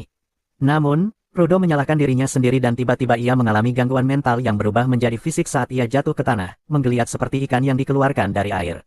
Zanka melihat bekas cakaran di punggungnya dan menyadari bahwa Rudo dipukul oleh Jaber tanpa sepengetahuan mereka berdua. Tepat pada saat itu, ia melihat Jaber menusuk dirinya sendiri dengan cakar kirinya. Jaber tiba-tiba berdiri tegak dengan segar. Ia melihat sekeliling dan berkata bahwa ia pasti telah melakukan pekerjaan dengan baik saat ia pingsan, lalu menuju ke arah Rudo. Zanka memintanya untuk berhenti, bertanya bagaimana ia bisa bergerak meskipun menerima begitu banyak kerusakan. Jaber berhenti untuk bermonolog tentang kemampuannya. Ia mengatakan bahwa cakar kirinya memiliki obat penghilang rasa sakit yang kuat yang menghilangkan rasa sakitnya, sehingga ia dapat berfungsi secara normal lagi. Dia lalu mengatakan bahwa racun cakar kanannya mungkin akan bekerja pada Zanka selama 30 menit. Jadi, dia memutuskan untuk memberinya dosis lain untuk memastikan Zanka tidak menghalanginya. Zanka tidak berdaya saat Jaber Wonger menusuknya, meninggalkannya tergeletak di tanah. Dia lalu menuju ke Rudo, yang masih kejang-kejang, dan mengangkatnya untuk dibawa ke markas mereka. Rio bahkan tidak bisa berteriak padanya untuk berhenti kali ini. Dia hanya bisa menyaksikan Rudo dibawa pergi dalam diam. Sementara itu, Jaber Wonger senang karena ia telah menyelesaikan misinya dan ia bahkan tidak peduli dengan dua rekan setimnya yang tergeletak pingsan di dalam gedung. Rudo masih sadar meski ia tidak bisa bergerak dan ia menyalahkan dirinya sendiri karena telah membahayakan nyawa semua orang. Tepat pada saat itu, Jaber Wonger melompat keluar dari lubang di lantai yang dibuat oleh rekan setimnya. Namun, alih-alih berada di dalam gedung, ia mendapati dirinya berada di luar. Dia pikir itu tidak mungkin karena ia ingat dengan jelas peta itu. Tetapi saat itu, ia melihat Rio sudah menunggunya di sana. Enjin juga bersamanya dan Jaber Wonger mengetahuinya saat dia terkena payungnya di perut hingga menghantam dinding dengan kekuatan yang luar biasa. Entah bagaimana, dia tetap terjaga meskipun begitu dan menyadari bahwa Enjin membawa serta petugas kebersihan lain yang tampak menakutkan. Ternyata para pendukung yang melarikan diri sebelumnya meminta bantuan, dan Enjin serta yang lainnya cukup dekat untuk merespons tepat waktu. Seorang pendukung khawatir Gris dan yang lainnya mungkin tewas. Namun, Enjin meyakinkannya bahwa mereka kuat dan tidak akan mati begitu saja. Dia memintanya untuk membawa tim dan menyelamatkan mereka. Sementara itu, Jaber Wonger mulai berteriak bahwa mereka terlihat sangat kuat dan ia tidak dalam kondisi untuk melawan mereka. Hanya memikirkan betapa tidak berdayanya dia saja sudah membuatnya bergairah. Tumu terkejut saat mengetahui bahwa Rudo telah bertarung dengan si tukang masa aneh ini selama ini. Rio berkomentar bahwa dia terlihat lebih baik dari yang ia harapkan, dan petugas kebersihan lainnya merasa kasihan padanya, mengatakan bahwa dia terlihat jauh lebih buruk dari yang mereka kira. Si pria besar marah dan berkata bahwa tidak dapat dimaafkan jika seseorang mencoba menyakiti salah satu rekan satu timnya, tetapi pria yang lain menyuruhnya diam karena ia menyebalkan. Setelah itu, Enjin memberitahu Jaber Wonger bahwa mereka akan menahannya dan menginterogasinya. Dia bertanya apakah Jaber benar-benar berpikir bahwa dia bisa main-main dengan petugas kebersihan lalu merangkak kembali ke lubang tempat dia berasal. Jaber Wonger semakin bersemangat mendengar hal ini dan bertanya apakah mereka akan mengurungnya di penjara seumur hidup di mana dia harus memikirkan rencana untuk membebaskan diri sendiri. Dia bangkit sambil berkata bahwa dia tahu dia akan kalah, tetapi dia mendapat perintah untuk membawa kembali Rudo dan dia tidak akan kembali ke wajahnya sebagai seorang pecundang bahkan jika dia mati dalam prosesnya. Dia membangkitkan senjatanya lagi saat ia hendak menyerang ke depan. Seseorang memeluknya dari belakang dan menyuruhnya berhenti. Jaber Wonger mengenali orang rendahan itu sebagai salah satu rekan setimnya dan menyuruhnya meninggalkannya sendiri karena dia masih mempunyai misi yang harus diselesaikan. Gadis itu mengatakan kepadanya bahwa waktunya telah habis dan mereka tidak dapat berbuat apa-apa karena petugas kebersihan sudah ada di sini. Jaber Wonger masih bersikeras menyelesaikan misinya. Jadi, gadis itu mengatakan kepadanya bahwa bosnya memiliki senyum yang sangat lebar di wajahnya. Jaber Wonger tiba-tiba berhenti dan gadis itu mempererat cengkramannya di sekelilingnya untuk mengendalikannya. Akhirnya, dia memutuskan untuk mendengarkannya dan pulang. Saat ia minggir, portal lubang gat mistis di dinding di belakangnya menjadi terlihat. Jaber Wonger memberitahu semua orang bahwa dia harus pergi sekarang dan meminta mereka menyampaikan salam kepada Rudo karena dia pasti pingsan akibat racunnya saat ini. Namun, Rudo masih sadar dan mengerahkan segenap tenaganya untuk bangkit dan memberitahu Jaber Wonger agar berhenti karena pertarungan mereka belum berakhir. Jaber terkesan dengan kegigihannya dan Rudo mengatakan kepadanya bahwa dia akan membalas apa yang dia lakukan kepada Gris dan yang lainnya. Jaber Wonger senang mendengarnya dan berkata bahwa mereka akan bertarung lain kali, tetapi kemudian dia memperhatikan sarung tangannya dan desain unik pada sarung tangannya. Dia dengan bersemangat mengatakan bahwa bos mereka akan senang mengetahui bahwa Rudo mendapatkan sesuatu dari seri khusus 2 dan kemudian memasuki portal setelah orang rendahan itu. Begitu dia memasang penutup lubang gat, portal itu menghilang dan semua orang terkejut. Kemudian, Zanka dan yang lainnya diselamatkan dari gedung itu dan racun di tubuh Rudo pun hilang. Dia segera bergegas ke Gris dan mendapati dia masih hidup meskipun kehilangan banyak darah. Rudo meminta maaf kepadanya karena telah merusak jimatnya, dan Gris berkata bahwa dia benar-benar peduli tentang hal itu. Rudo hampir tenggelam dalam rasa bersalah, tetapi kemudian Gris mengatakan bahwa jika jimatnya membantunya, itu memang yang terbaik. Dengan itu, bagian terakhir jimat itu pun terbang dan Rudo tidak yakin bagaimana perasaannya saat ini. Tak lama kemudian, semua orang kembali ke kantor petugas kebersihan dan Rudo duduk diam sendirian. Enjin datang ke sana dan bertanya kepadanya mengapa dia bertingkah seperti bocah emo yang depresi, padahal seharusnya dia bahagia karena akhirnya dia belajar cara menggunakan alat vitalnya. Rudo tiba-tiba membentaknya dan berkata bahwa dia tidak bisa menyelamatkan Gris sebelumnya dan dia tidak bisa senang akan hal itu. Dia mengatakan bahwa dia gagal melindungi Erto di dalam bola dan di permukaan dia gagal melindungi orang yang menyelamatkan hidupnya. Dia merasa seperti pecundang, tidak peduli apa yang dia lakukan. Chitoni mengatakan kepadanya bahwa Gris tahu apa yang dia lakukan dan dia selalu siap menghadapi risiko. Ia lalu meminta Rudo untuk ikut dengannya sehingga mereka bisa memberikan penghormatan terakhir kepada Gris, yang ternyata masih hidup. Rudo tidak mempercayai matanya saat melihat Gris duduk tegak dan berterima kasih padanya sebelumnya. Dan Chitoni akhirnya menyadari bahwa Rudo depresi karena mengira Gris telah meninggal. Dia mulai mengacak-acak rambut Rudo dan seorang perawat juga memutuskan untuk bergabung dengannya hanya untuk bersenang-senang. Rudo merasa malu, tetapi dia bertanya kepada Gris bagaimana dia bisa hidup meskipun terkena cakar beracun yang langsung mengenai jantungnya. Gris mengatakan kepadanya bahwa itu semua berkat tim medis pembersih dan terutama dokter muda bernama Asia Stilza, yang merupakan satu-satunya pemberi dengan kekuatan penyembuhan. Namun, Asia cukup pemalu dan memiliki masalah harga diri, sehingga dia butuh penegasan rutin dari Gris agar mempercayainya. Setelah itu, Gris berbalik ke Volo, yang menyelamatkannya saat dia kehabisan darah, dan berlutut di hadapannya. Akhirnya, dia menoleh ke Rudo dan berterima kasih padanya karena telah menghentikan Jabber bersama Rio. Dia juga mengatakan kepadanya untuk tidak khawatir mengenai jimat itu karena jika jimat itu membantu menyelamatkan beberapa nyawa, jimat itu telah menjalankan tugasnya dengan baik. Kali ini Rudo mempercayainya dan dia mengatakan pada Gris bahwa dia sangat senang melihatnya selamat. Dengan demikian, Enjin mengatakan bahwa kini mereka harus khawatir para perampok akan berkelahi dengan mereka di atas binatang sampah itu. Namun, untungnya mereka mendapat beberapa informasi dari mereka. Tepat pada saat itu, seorang petugas kebersihan yang tinggi dan berkulit gelap datang berbicara tentang perbatasan yang disebutkan Jabber, dan Rudo bertanya kepada Enjin siapa orang baru ini. Enjin menjawab bahwa dialah bosnya dan Rudo panik karena dia belum siap secara mental untuk bertemu dengannya. Bos menyapa Rudo dan memperkenalkan dirinya sebagai Arha Corvus. Dia mengatakan bahwa awalnya dia akan menolak Rudo ketika dia mendengar bahwa dia ingin bergabung dengan mereka hanya untuk mendapatkan informasi tentang cara mencapai bola itu. Namun, karena ia telah mempertaruhkan nyawanya untuk melindungi para petugas kebersihan, ia kini menjadi salah satu dari mereka dan Arha Corvus tidak berkeberatan menerimanya sebagai petugas kebersihan secara resmi. Arha Corvus kemudian memanggil Rudo ke kantornya untuk mengambil seragamnya sekaligus mempelajari lebih lanjut tentang perbatasan. Dia menjelaskan bahwa batas tersebut memisahkan permukaan dari bola dan siapapun yang mencoba melewatinya akan mati. Namun, ada pengecualian terhadap aturan tersebut. Arha Corvus mulai membacakan cerita tentang seorang wanita yang tinggal di tanah tak bertuan yang paling dekat dengan perbatasan. Suatu hari, ada seorang pria tersesat di sana dan bertemu dengan wanita tersebut. Dia bertanya mengapa dia tinggal di tempat terpencil seperti itu dan dia menjawab bahwa dia sedang melihat orang-orang jatuh dari atas. Wanita itu mengatakan kepadanya bahwa ada beberapa orang yang datang dan pergi melewati perbatasan tanpa meninggal dan itulah satu-satunya petunjuk mereka saat ini. Rudo menyadari bahwa jika dia menemukan salah satu orang yang dilihat wanita itu melintasi perbatasan, dia mungkin akan pulang saja. Arha Corvus mengatakan kepadanya bahwa itu akan menjadi perjalanan yang sangat berbahaya, tetapi Rudo tidak peduli tentang itu karena dia harus pulang bagaimanapun caranya. Akan tetapi, dia terlalu bersemangat dan langsung bergegas menuju ke daerah tak bertuan itu. Volo mencoba menghentikannya, tetapi dia tidak punya cukup kekuatan untuk menghentikan Rudo. Beruntung, Enjin tiba di sana dan menghentikan Rudo, dengan mengatakan kepadanya bahwa dia tidak bisa pergi ke tanah tak bertuan dengan persiapan setengah-setengah seperti itu. Enjin mengatakan bahwa merupakan hal yang baik bahwa Rudo sekarang dapat menggunakan kemampuannya sesuai perintah, tetapi mereka masih belum mengetahui batasan dan kelemahannya. Rudo memintanya untuk ikut dengannya dalam kasus itu, tetapi Enjin menolak karena dia tidak cukup gila untuk pergi sendirian ke tanah tak bertuan lagi. Rudo tahu itu rahasianya karena Enjin sebenarnya sedang pergi sendiri ketika dia menemukannya. Bagaimanapun, Enjin mengatakan kepadanya bahwa akan tiba saatnya mereka akan pergi ke wilayah berbahaya itu, tetapi saat ini mereka harus fokus pada pelatihan Rudo, meneliti tentang binatang sampah, dan juga mencari informasi lebih lanjut tentang para perampok. Berbicara tentang perampok, Rudo bertanya kepada Enjin bagaimana pencuri seperti mereka bisa memberi. Enjin menjawab bahwa menjadi orang baik dan memperlakukan benda dengan hati-hati bukanlah hal yang sama. Orang-orang yang dapat menjaga barang-barang milik mereka dengan baik dan membangkitkan kekuatan mereka menjadi orang yang memberi, meskipun mereka adalah sampah manusia. Ia menambahkan bahwa ada orang yang membenci orang yang memberi dalam bentuk apapun karena dari sudut pandang orang normal, siapapun yang terlalu terikat pada satu objek saja akan terlihat aneh. Setelah itu, Enjin menyuruh Rudo untuk beristirahat hari ini karena dia telah melakukan banyak aksi tanpa henti akhir-akhir ini.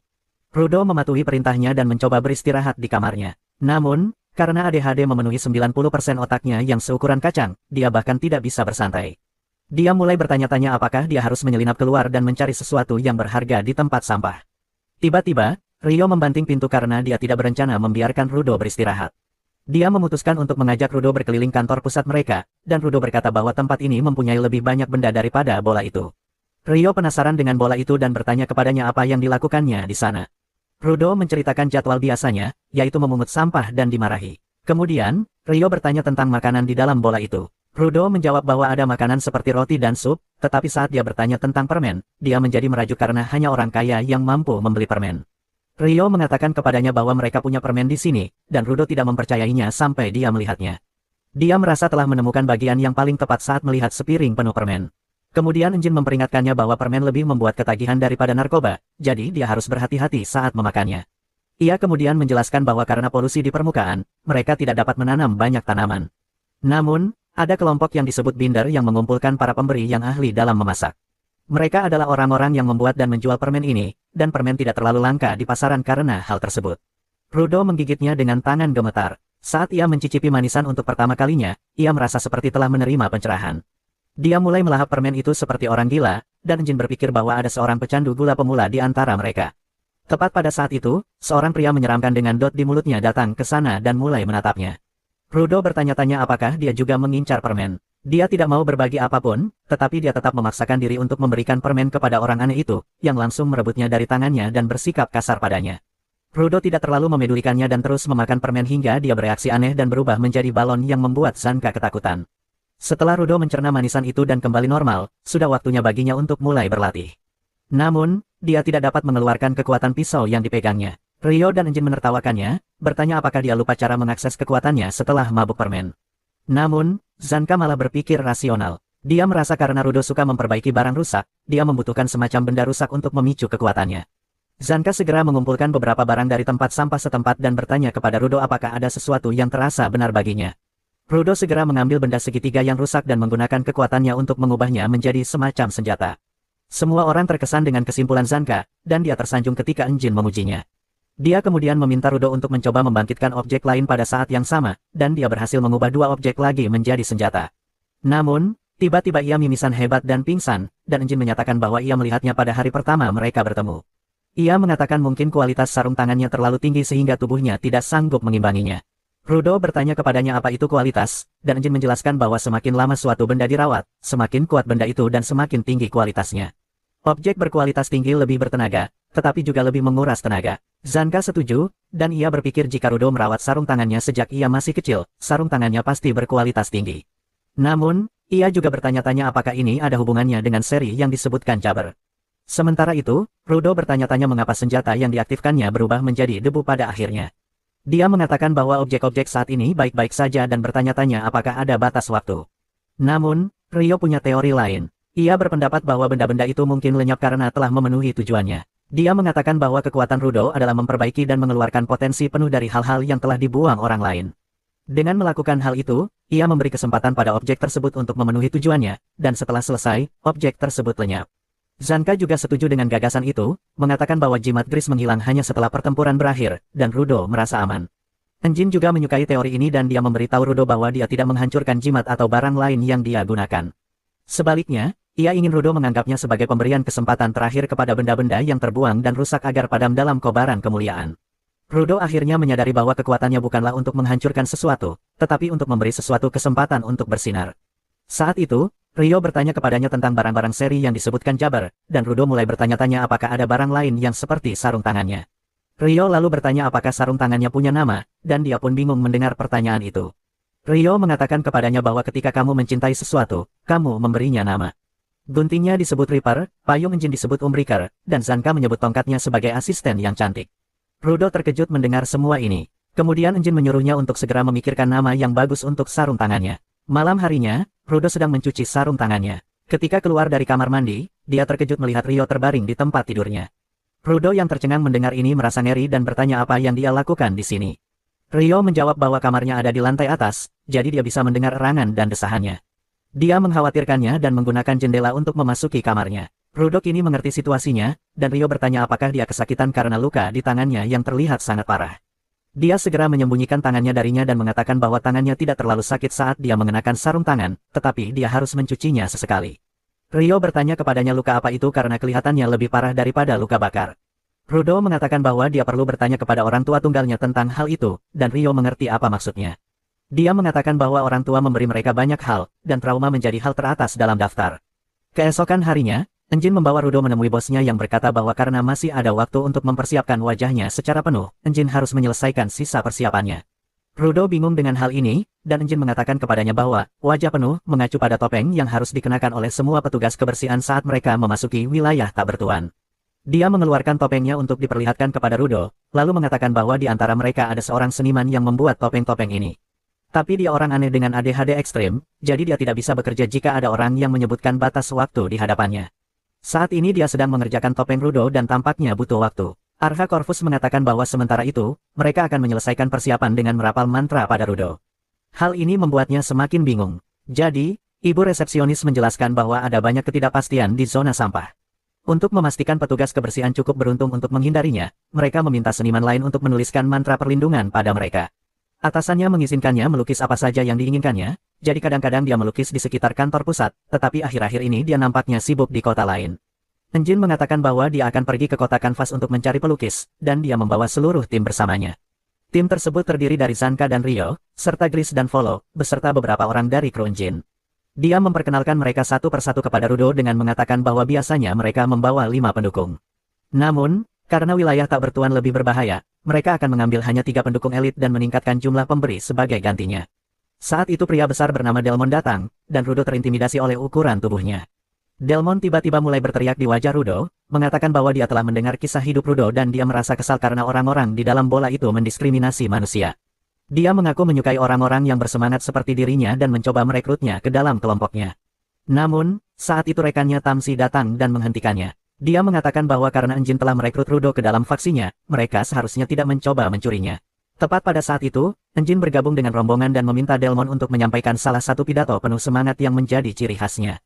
Saat Delmon menggertakkan giginya, Zanka menutup telinganya tepat pada saat raksasa itu memulai pidatonya tentang bagaimana mereka tidak akan pernah menyerah meskipun menghadapi tantangan apapun. Semangatnya menular, dan setelah kebingungan sesaat, bahkan Rudo ikut berteriak bersama orang-orang lainnya. Namun, begitu mereka masuk ke mobil untuk mencapai Canvas Town, semua orang terdiam. Tak lama kemudian tujuan mereka pun terlihat, dan Rudo terpesona melihatnya karena tampak seperti proyek seni meski dari kejauhan. Begitu mereka sampai di gerbang kota, Rudo menyadari semua tembok dipenuhi grafiti. Namun, dia lebih penasaran dengan struktur yang seperti kubah. Tamsi mengatakan kepadanya bahwa sebagian besar kota memiliki semacam kubah untuk melindungi mereka dari sampah yang jatuh dari luar angkasa karena itu cukup untuk membunuh orang. Rudo merasa bersalah akan hal itu, tetapi Tamsi mengatakan kepadanya untuk tidak merasa bersalah karena itu adalah kesalahan orang-orang yang membuang sampah. Pada saat yang sama, 2 orang pria di gerbang mencoba memasuki kota, tetapi mereka tidak dapat memasuki gerbang meskipun gerbang terbuka lebar. Mereka terus menabrak dinding tak kasat mata, tetapi kemudian Enjin dan kelompoknya melewati gerbang dengan normal.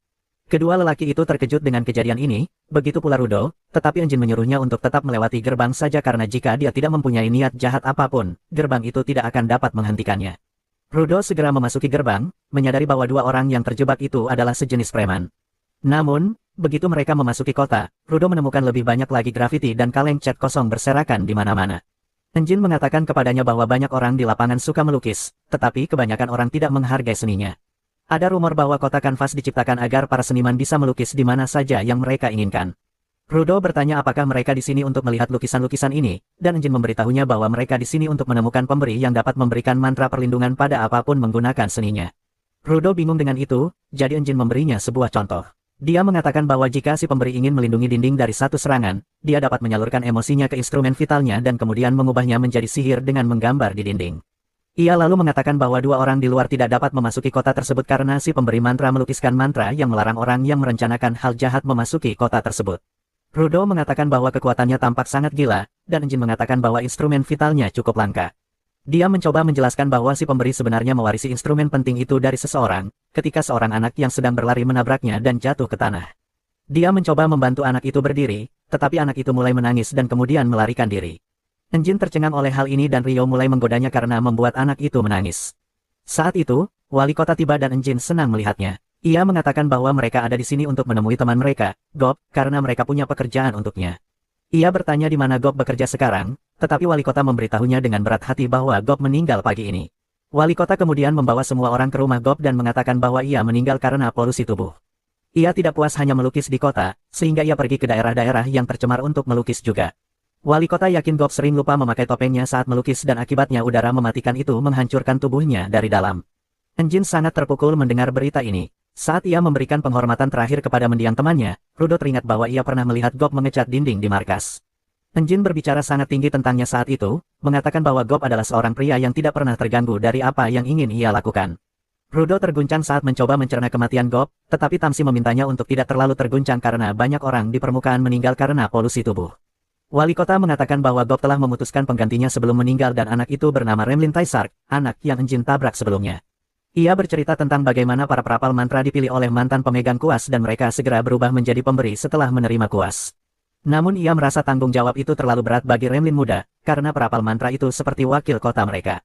Rudo terkejut saat mengetahui hal ini. Namun Volo dan Tamsi mengatakan kepadanya bahwa mewariskan instrumen vital sangatlah langka, tetapi masuk akal karena kekuatan instrumen vital tersebut telah terbangun dan orang yang menerimanya hanya perlu memiliki potensi untuk menjadi seorang pemberi.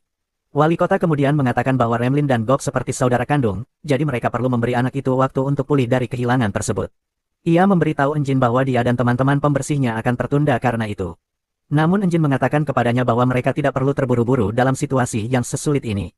Wali kota tiba-tiba mulai menangis, mengatakan bahwa Gob melukis dengan terlalu banyak kegembiraan di hatinya dan ia tidak percaya Gob sudah mati. Enjin sangat memahami perasaan Gob karena ia selalu terkagum-kagum setiap kali melihat Gob melukis dengan senyum lebar di wajahnya. Ia memutuskan bahwa mereka akan kembali lagi nanti ketika keadaan sudah lebih tenang di sini. Namun sebelum pergi, ia meminta Remlin untuk menjaga dirinya sendiri. Namun Remlin tiba-tiba bangkit dan menyatakan bahwa waktunya untuk bersikap murung sudah berakhir. Hal itu mengejutkan semua orang dan Remlin segera mengambil kuas dari tangan wali kota, lalu berlari keluar. Semua orang mengikutinya dan mereka menemukannya di atap dengan kaleng-kaleng cat. Ia mengatakan, meskipun ia sedih karena Gob meninggal, ia tahu bahwa Gob tidak dapat menikmati kehidupan setelahnya jika ia melihat semua orang menangis mengejarnya.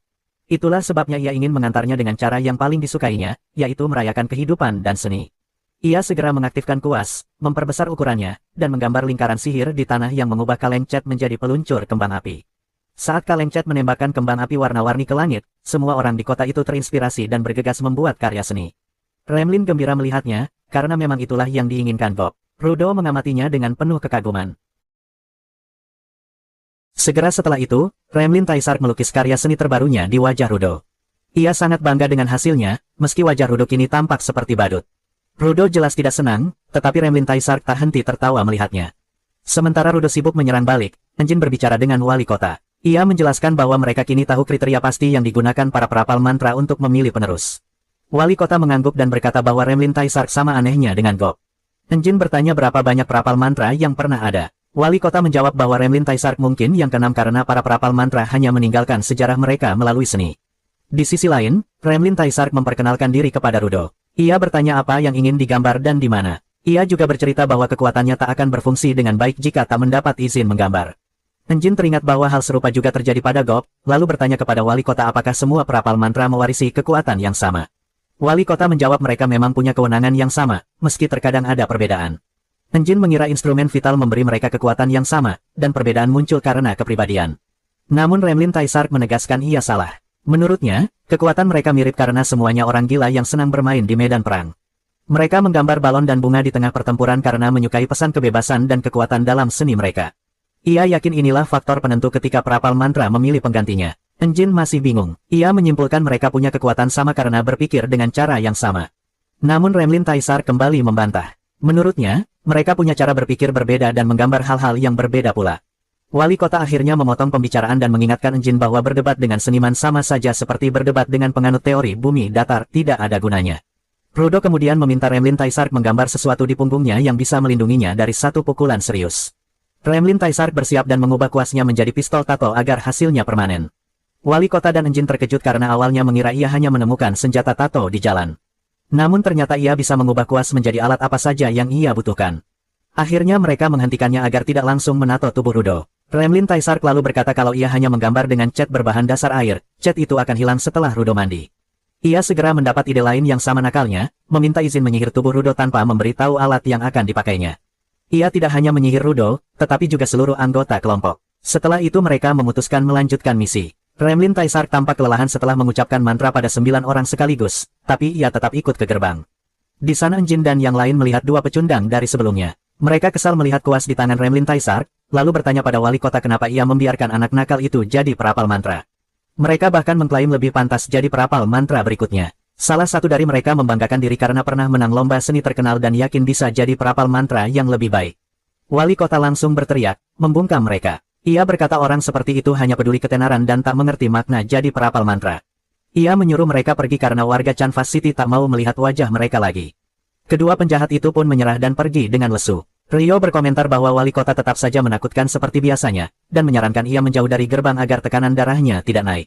Setelah itu semua orang masuk ke mobil. Rudo berterima kasih pada Gremlin Taisark yang tertawa puas dan berkata akan segera berkunjung ke kantor pusat. Enjin menyalakan mobil, dan Rudo tahu mereka akan kembali ke markas. Enjin membenarkan, tetapi mengatakan sebelum sampai ke markas untuk mengambil masker wajahnya, Rudo akan mendapat hadiah. Rudo bingung hingga mereka tiba di sebuah gudang penuh sampah menakjubkan. Ia meneteskan air liur melihat perangkat-perangkat yang masih utuh. Enjin menyuruhnya memilih sesuka hati karena tidak ada binatang pembuang sampah di dekatnya. Rudo langsung menyelam ke tumpukan sampah mencari barang terbaik untuk diperbaiki. Enjin hanya tersenyum melihat betapa gilanya Rudo terhadap sampah, tanpa sadar bahwa TV kecil di atas tumpukan itu menyala, memperlihatkan seorang pria memakai sarung tangan mirip milik Rudo.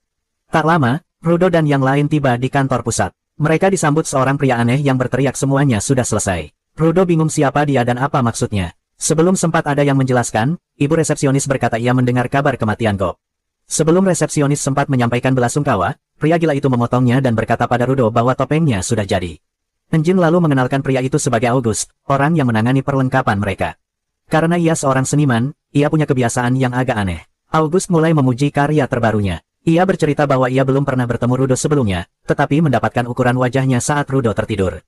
Ia juga mempelajari kepribadian Rudo dari Enjin dan anggota lain. Rudo kaget mendengar August masuk ke kamarnya dan mengukurnya diam-diam. Si, bajingan gila, itu berkata bahwa ia beruntung Rudo tidak mengunci kamar. Rio menimpali bahwa Rudo jarang tidur, jadi menemukan dia tertidur saja sudah prestasi bagi August. Saat itu perawat pemalu bergegas menghampiri August dan menyuruhnya diam karena mempermalukannya di depan semua orang. Rudo juga terkejut mengetahui keduanya adalah saudara, karena sifat mereka begitu berbeda.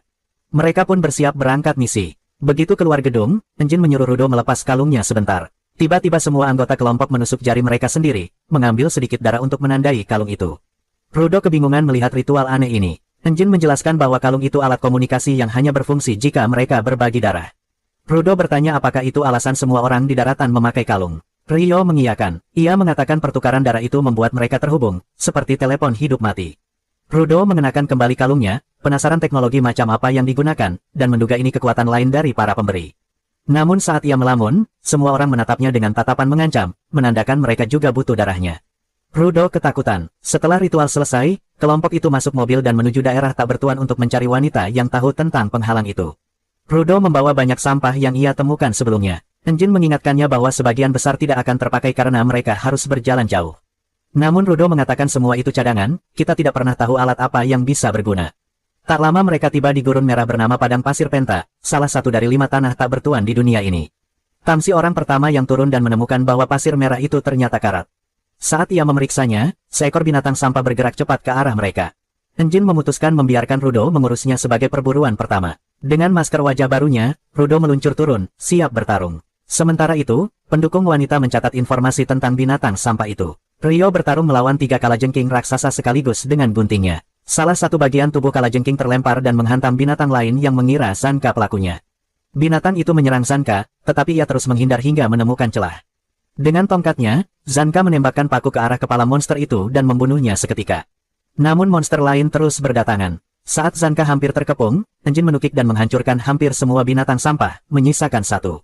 Rudo memutuskan menghadapi yang tersisa sendirian. Ia mengeluarkan keyboardnya, membangkitkan kekuatan tersembunyi. Wanita misterius di gurun memperhatikannya. Di medan perang, Rudo seperti pejuang keyboard, meski awalnya hanya mengetik pelan seperti nenek berusia 90 tahun.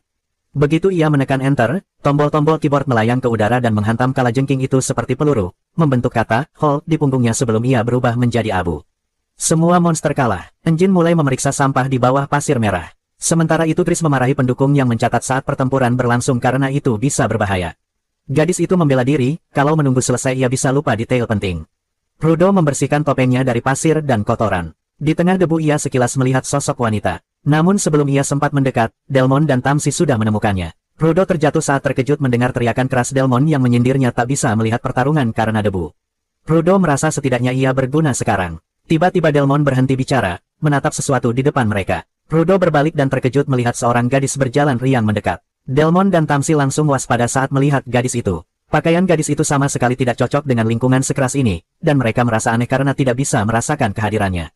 Semua orang pun berkumpul. Rio bertanya-tanya apakah gadis itu adalah wanita dalam cerita yang pernah melihat orang datang dari dunia itu dan kembali. Zanka mengatakan masih terlalu dini bagi mereka untuk menemukan wanita yang mereka cari. Enjin menambahkan, setidaknya mereka harus mencoba bicara dengannya atau menanyakan arah. Namun Rio lebih langsung. Ia bertanya kepada gadis itu apakah pernah melihat orang datang dari bola itu atau mencoba kembali. Gadis itu mengiyakan. Rio segera memberitahu yang lain bahwa mereka telah menemukan orang yang mereka cari. Enjin berkata mereka beruntung kali ini. Tak lama kemudian, gadis bernama Amo itu tiba-tiba batuk. Ia meminta mereka semua datang ke rumahnya agar bisa bicara lebih tenang karena udara di sini tidak baik untuk tubuh mereka.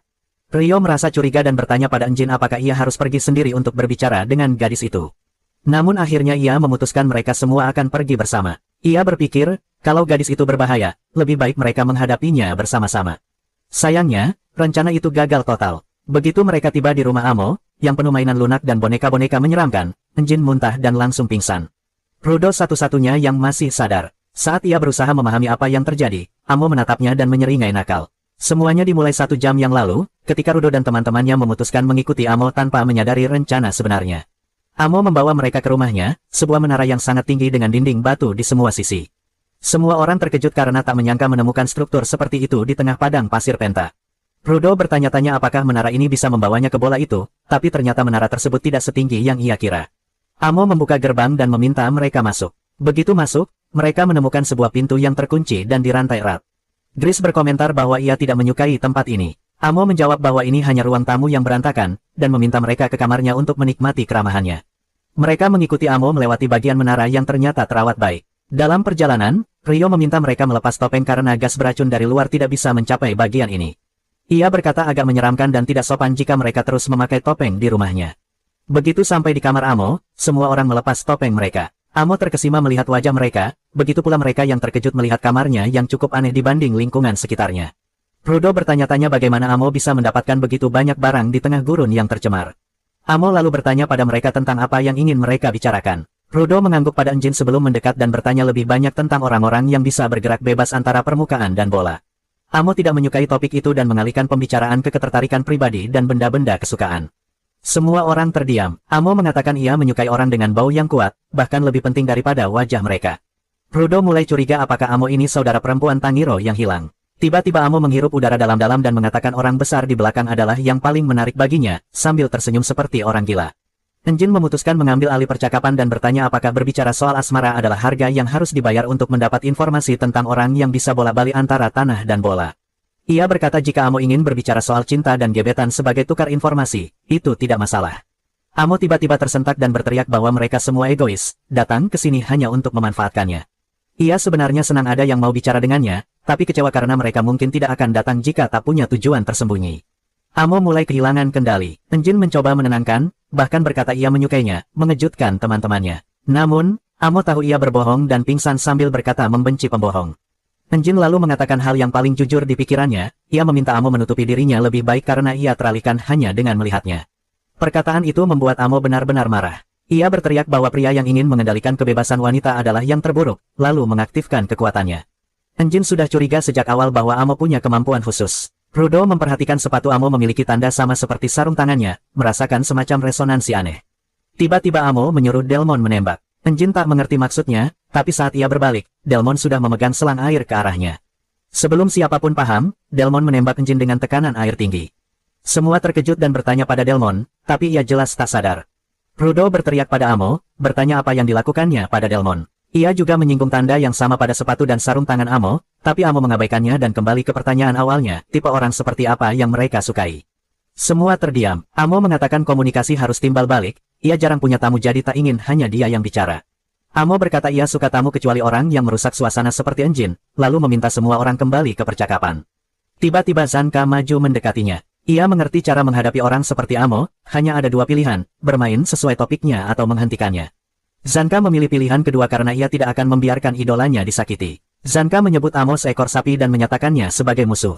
Amo menangis mendengar ini dan bertanya bagaimana Zanka bisa memanggilnya dengan sebutan itu. Amo mengaku sakit hati karena merasa tak pernah berbuat jahat, namun Zanka menyadari serangan akan datang. Ia berhasil menghindar dari pukulan berat Delmon tepat waktu. Zanka yakin Delmon dikendalikan seperti boneka oleh Amo, tapi ternyata kontrolnya lebih dalam dari itu. Delmon tiba-tiba berteriak pada Rio, bertanya bagaimana dia bisa menyakiti gadis yang rapuh itu dengan kata-katanya yang kasar. Ia berdiri di depan Rio dan berkata bahwa Amo adalah alasannya bertarung, dan ia tidak akan membiarkan siapapun menyakitinya. Semua orang mengira Delmon telah dicuci otaknya, tapi Tamsi menegaskan bahwa Delmon sungguh serius. Ia mengenal Delmon cukup baik untuk tahu bahwa ini bukan kendali orang lain, melainkan kemauannya sendiri. Tak ada yang mengerti bagaimana itu mungkin terjadi, sampai akhirnya Amo berkata bahwa pria besar itu sudah menjadi penggemarnya selama berabad-abad. Meski begitu, mereka tetap sulit percaya Delmon akan mengkhianati teman-temannya hanya demi seorang gadis. Namun Amo bersikeras bahwa ia akan mengkhianati mereka semua demi mengikuti perintahnya. Delmon mengaktifkan alat vitalnya, selang air, lalu tubuhnya tumbuh lebih besar dan lebih kuat bersama selang itu.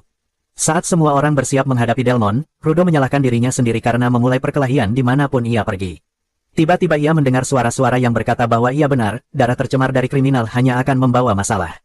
Pikiran negatif itu membuatnya membenci diri sendiri. Amo lalu berkata bahwa ada satu penggemar lain di sini. Ia hanya ingin semua orang tinggal bersamanya dan bersenang-senang. Namun jika ada yang mencoba mengganggu kesenangan itu, ia akan memerintahkan penggemar kedua menanganinya untuk selamanya. Sementara itu, Rudo terjebak di mimpi buruknya. Kali ini penjaga dari bola itu muncul untuk menangkapnya. Ia terengah-engah saat melihatnya, lalu seorang penjaga mencoba menyerang. Untungnya, Tamsi menyadarkannya tepat saat Delmon menyerang. Tamsi menjelaskan bahwa alat vital Delmon adalah selang air karena dulu ia suka menyiram tanaman dan melihatnya tumbuh besar. Sekarang alat vital itu membuat apapun yang terkena air jadi menyerap cairan, termasuk sel manusia. Jika sel manusia menyerap terlalu banyak air, sel itu bisa meledak seperti balon dan membunuh targetnya. Sebelum hari ini, Delmon belum pernah menggunakan kemampuannya pada manusia. Tamsi yakin Delmon menyiram Enjin dari belakang untuk menjatuhkannya, mungkin dengan pengaturan nosel senyap supaya tak terdengar. Rio memperingatkan yang lain agar berhenti bicara karena mereka punya masalah yang lebih besar. Ia berkata seseorang harus membantu Delmon tenang, atau mereka semua akan kalah. Ia pun maju sendiri meski yang lain menyebutnya sembrono. Namun Rio percaya pada kata-kata Amo bahwa ada penggemar lain di sana, dan itulah sebabnya ia tak bisa percaya pada siapapun. Saat Rio berbalik, Zanka memperingatkannya untuk tetap melihat ke depan. Tepat saat ia berbalik lagi, Delmon menembakkan aliran air bertekanan tinggi yang membuat lubang di dinding. Untungnya Rio berhasil menghindar. Amo menertawakannya, berkata semua ini tak akan terjadi jika mereka mendengarkannya dan bicara tentang ketertarikan romantis. Ia menambahkan mereka masih punya kesempatan untuk bergosip tentang asmara. Tamsi menganggapnya gila. Tamsi lalu menoleh ke Rudo dan menyuruhnya bangun, tapi Rudo menggigil karena halusinasinya semakin kuat. Kini ia melihat Tamsi dan Zanka sebagai petugas polisi daerah itu dan bertanya-tanya bagaimana ia bisa berada di sana. Semua orang bingung sampai mereka menyadari aroma aneh di udara. Rudo juga menyadarinya. Dunia ilusi di sekitarnya mulai berubah. Ia mendengar suara Amo yang berkata bahwa kebanyakan orang hanya berpikir tentang hal-hal yang mereka lihat dan dengar saat mengingat kenangan, tapi dirinya berpikir lewat bau. Penampilan Amo berubah menjadi Ciwa, gadis dari Spere yang Rudo sukai, dan pemandangan berubah menjadi tebing tempat terakhir kali ia bertemu dengannya. Rudo terkejut. Ciwa palsu itu mengeluarkan mainan, memberinya hadiah, dan berkata akan menghargainya selamanya. Namun Rudo marah karena ingat ia pernah membuang mainan itu saat Ciwa menonton. Saat ia dipaksa menghadapi traumanya, Tamsi menyadari Amo membuat orang melihat sesuatu sehingga mereka berubah menjadi sekutunya. Amo menjawab ia tidak menunjukkan apapun, melainkan menggunakan sepatu untuk menciptakan bau yang memicu kenangan bahagia. Begitu orang hanyut dalam kenangan, mereka otomatis melindunginya. Amo lalu sadar ia terlalu banyak bicara. Tamsi dan Zanka segera mengenakan kembali topeng mereka. Mereka berkata jika mereka bisa memblokir baunya, mereka akan baik-baik saja. Zanka menambahkan bahwa tidak semua kenangan orang terhadap yang dicintai itu menyenangkan. Jika seseorang mulai membenci orang yang dulu dicintainya, kekuatan Amo bisa berbalik arah. Amo marah karena diremehkan, lalu menyatakan bahwa kekuatannya hanya membuat orang bermimpi tentang saat-saat bahagia. Di sisi lain, Rudo masih kacau. Meski marah pada Ciwa karena membuang mainannya, ia tak bisa membencinya.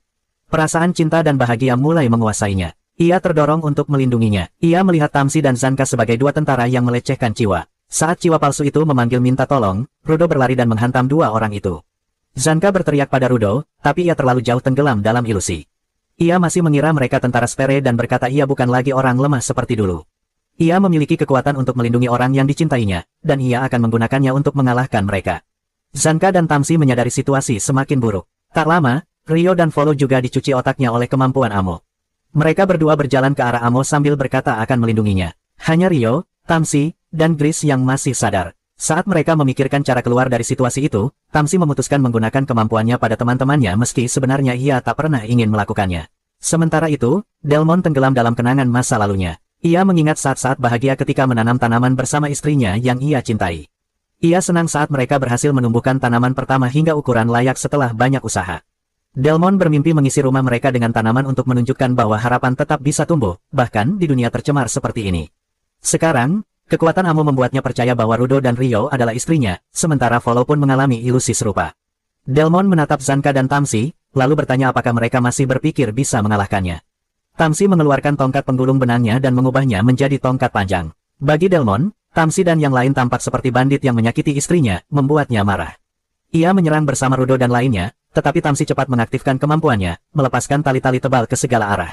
Dalam sekejap, semua orang terikat oleh tali itu. Amo tidak mempermasalahkan hal ini dan meminta para penggemarnya melakukan sesuatu untuknya.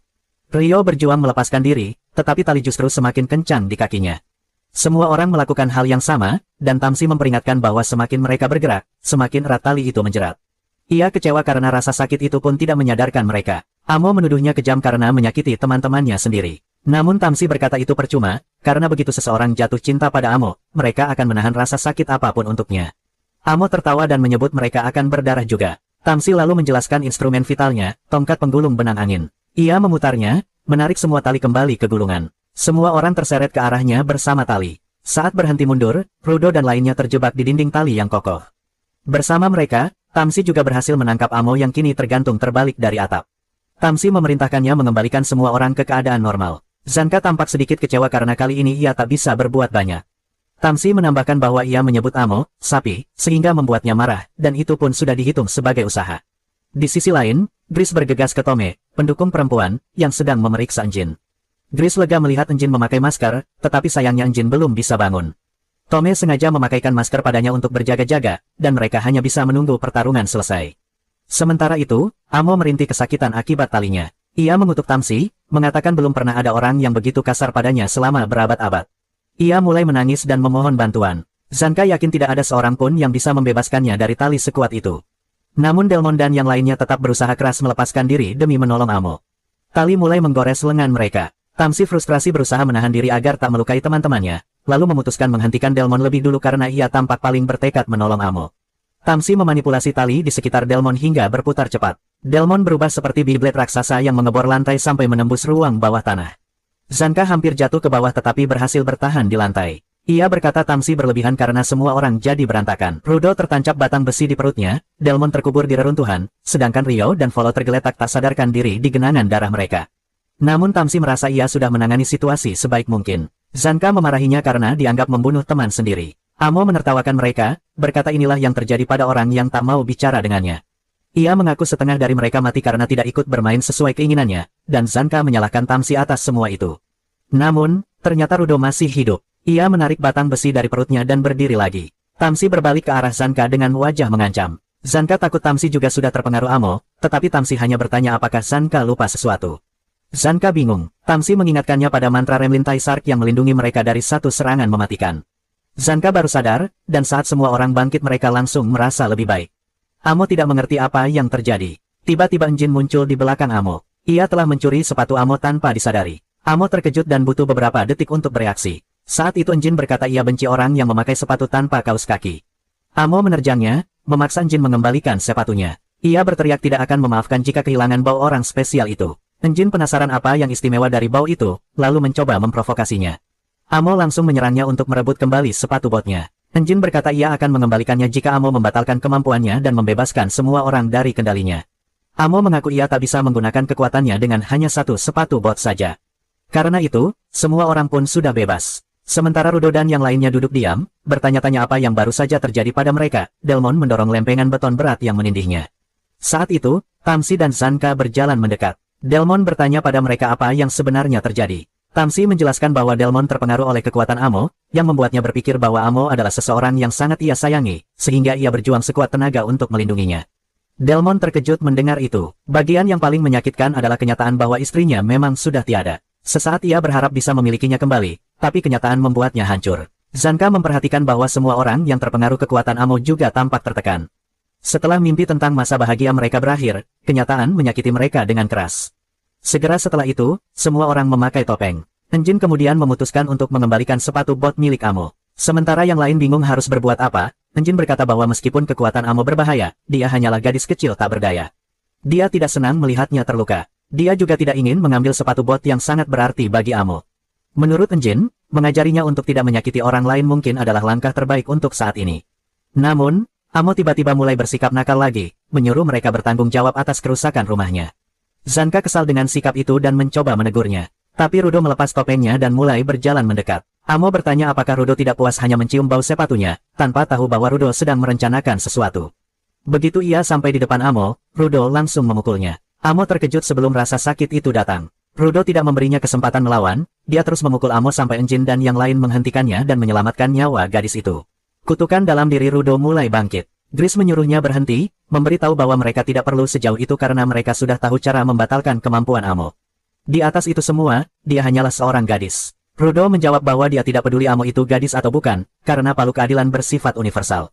Kutukan itu makin kuat saat ia bertanya pada Gris, apakah dia harus membiarkan Amo menyakiti orang-orang yang ia sayangi hanya karena Amo seorang gadis.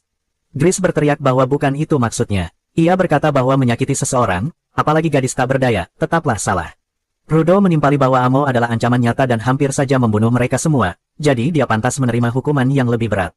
Enjin kemudian ikut bicara. Dia bilang mengerti cara berpikir Rudo, tapi ia bertanya bagaimana mereka bisa mendapatkan informasi dari Amo setelah dia dipukul hingga berdarah, menangis, dan tersiksa. Rudo sempat terdiam. Saat pikirannya menyadari semua itu, ia hanya bisa menatap wajah Enjin. Enjin mengajaknya keluar untuk bicara, lalu meminta Tome menambal Amo sementara itu. Begitu di luar, Enjin duduk diam. Rudo semakin gugup, bertanya kenapa Enjin tidak berkata apapun. Enjin menjawab bahwa itu tidak perlu, karena dia sudah menyadari semuanya.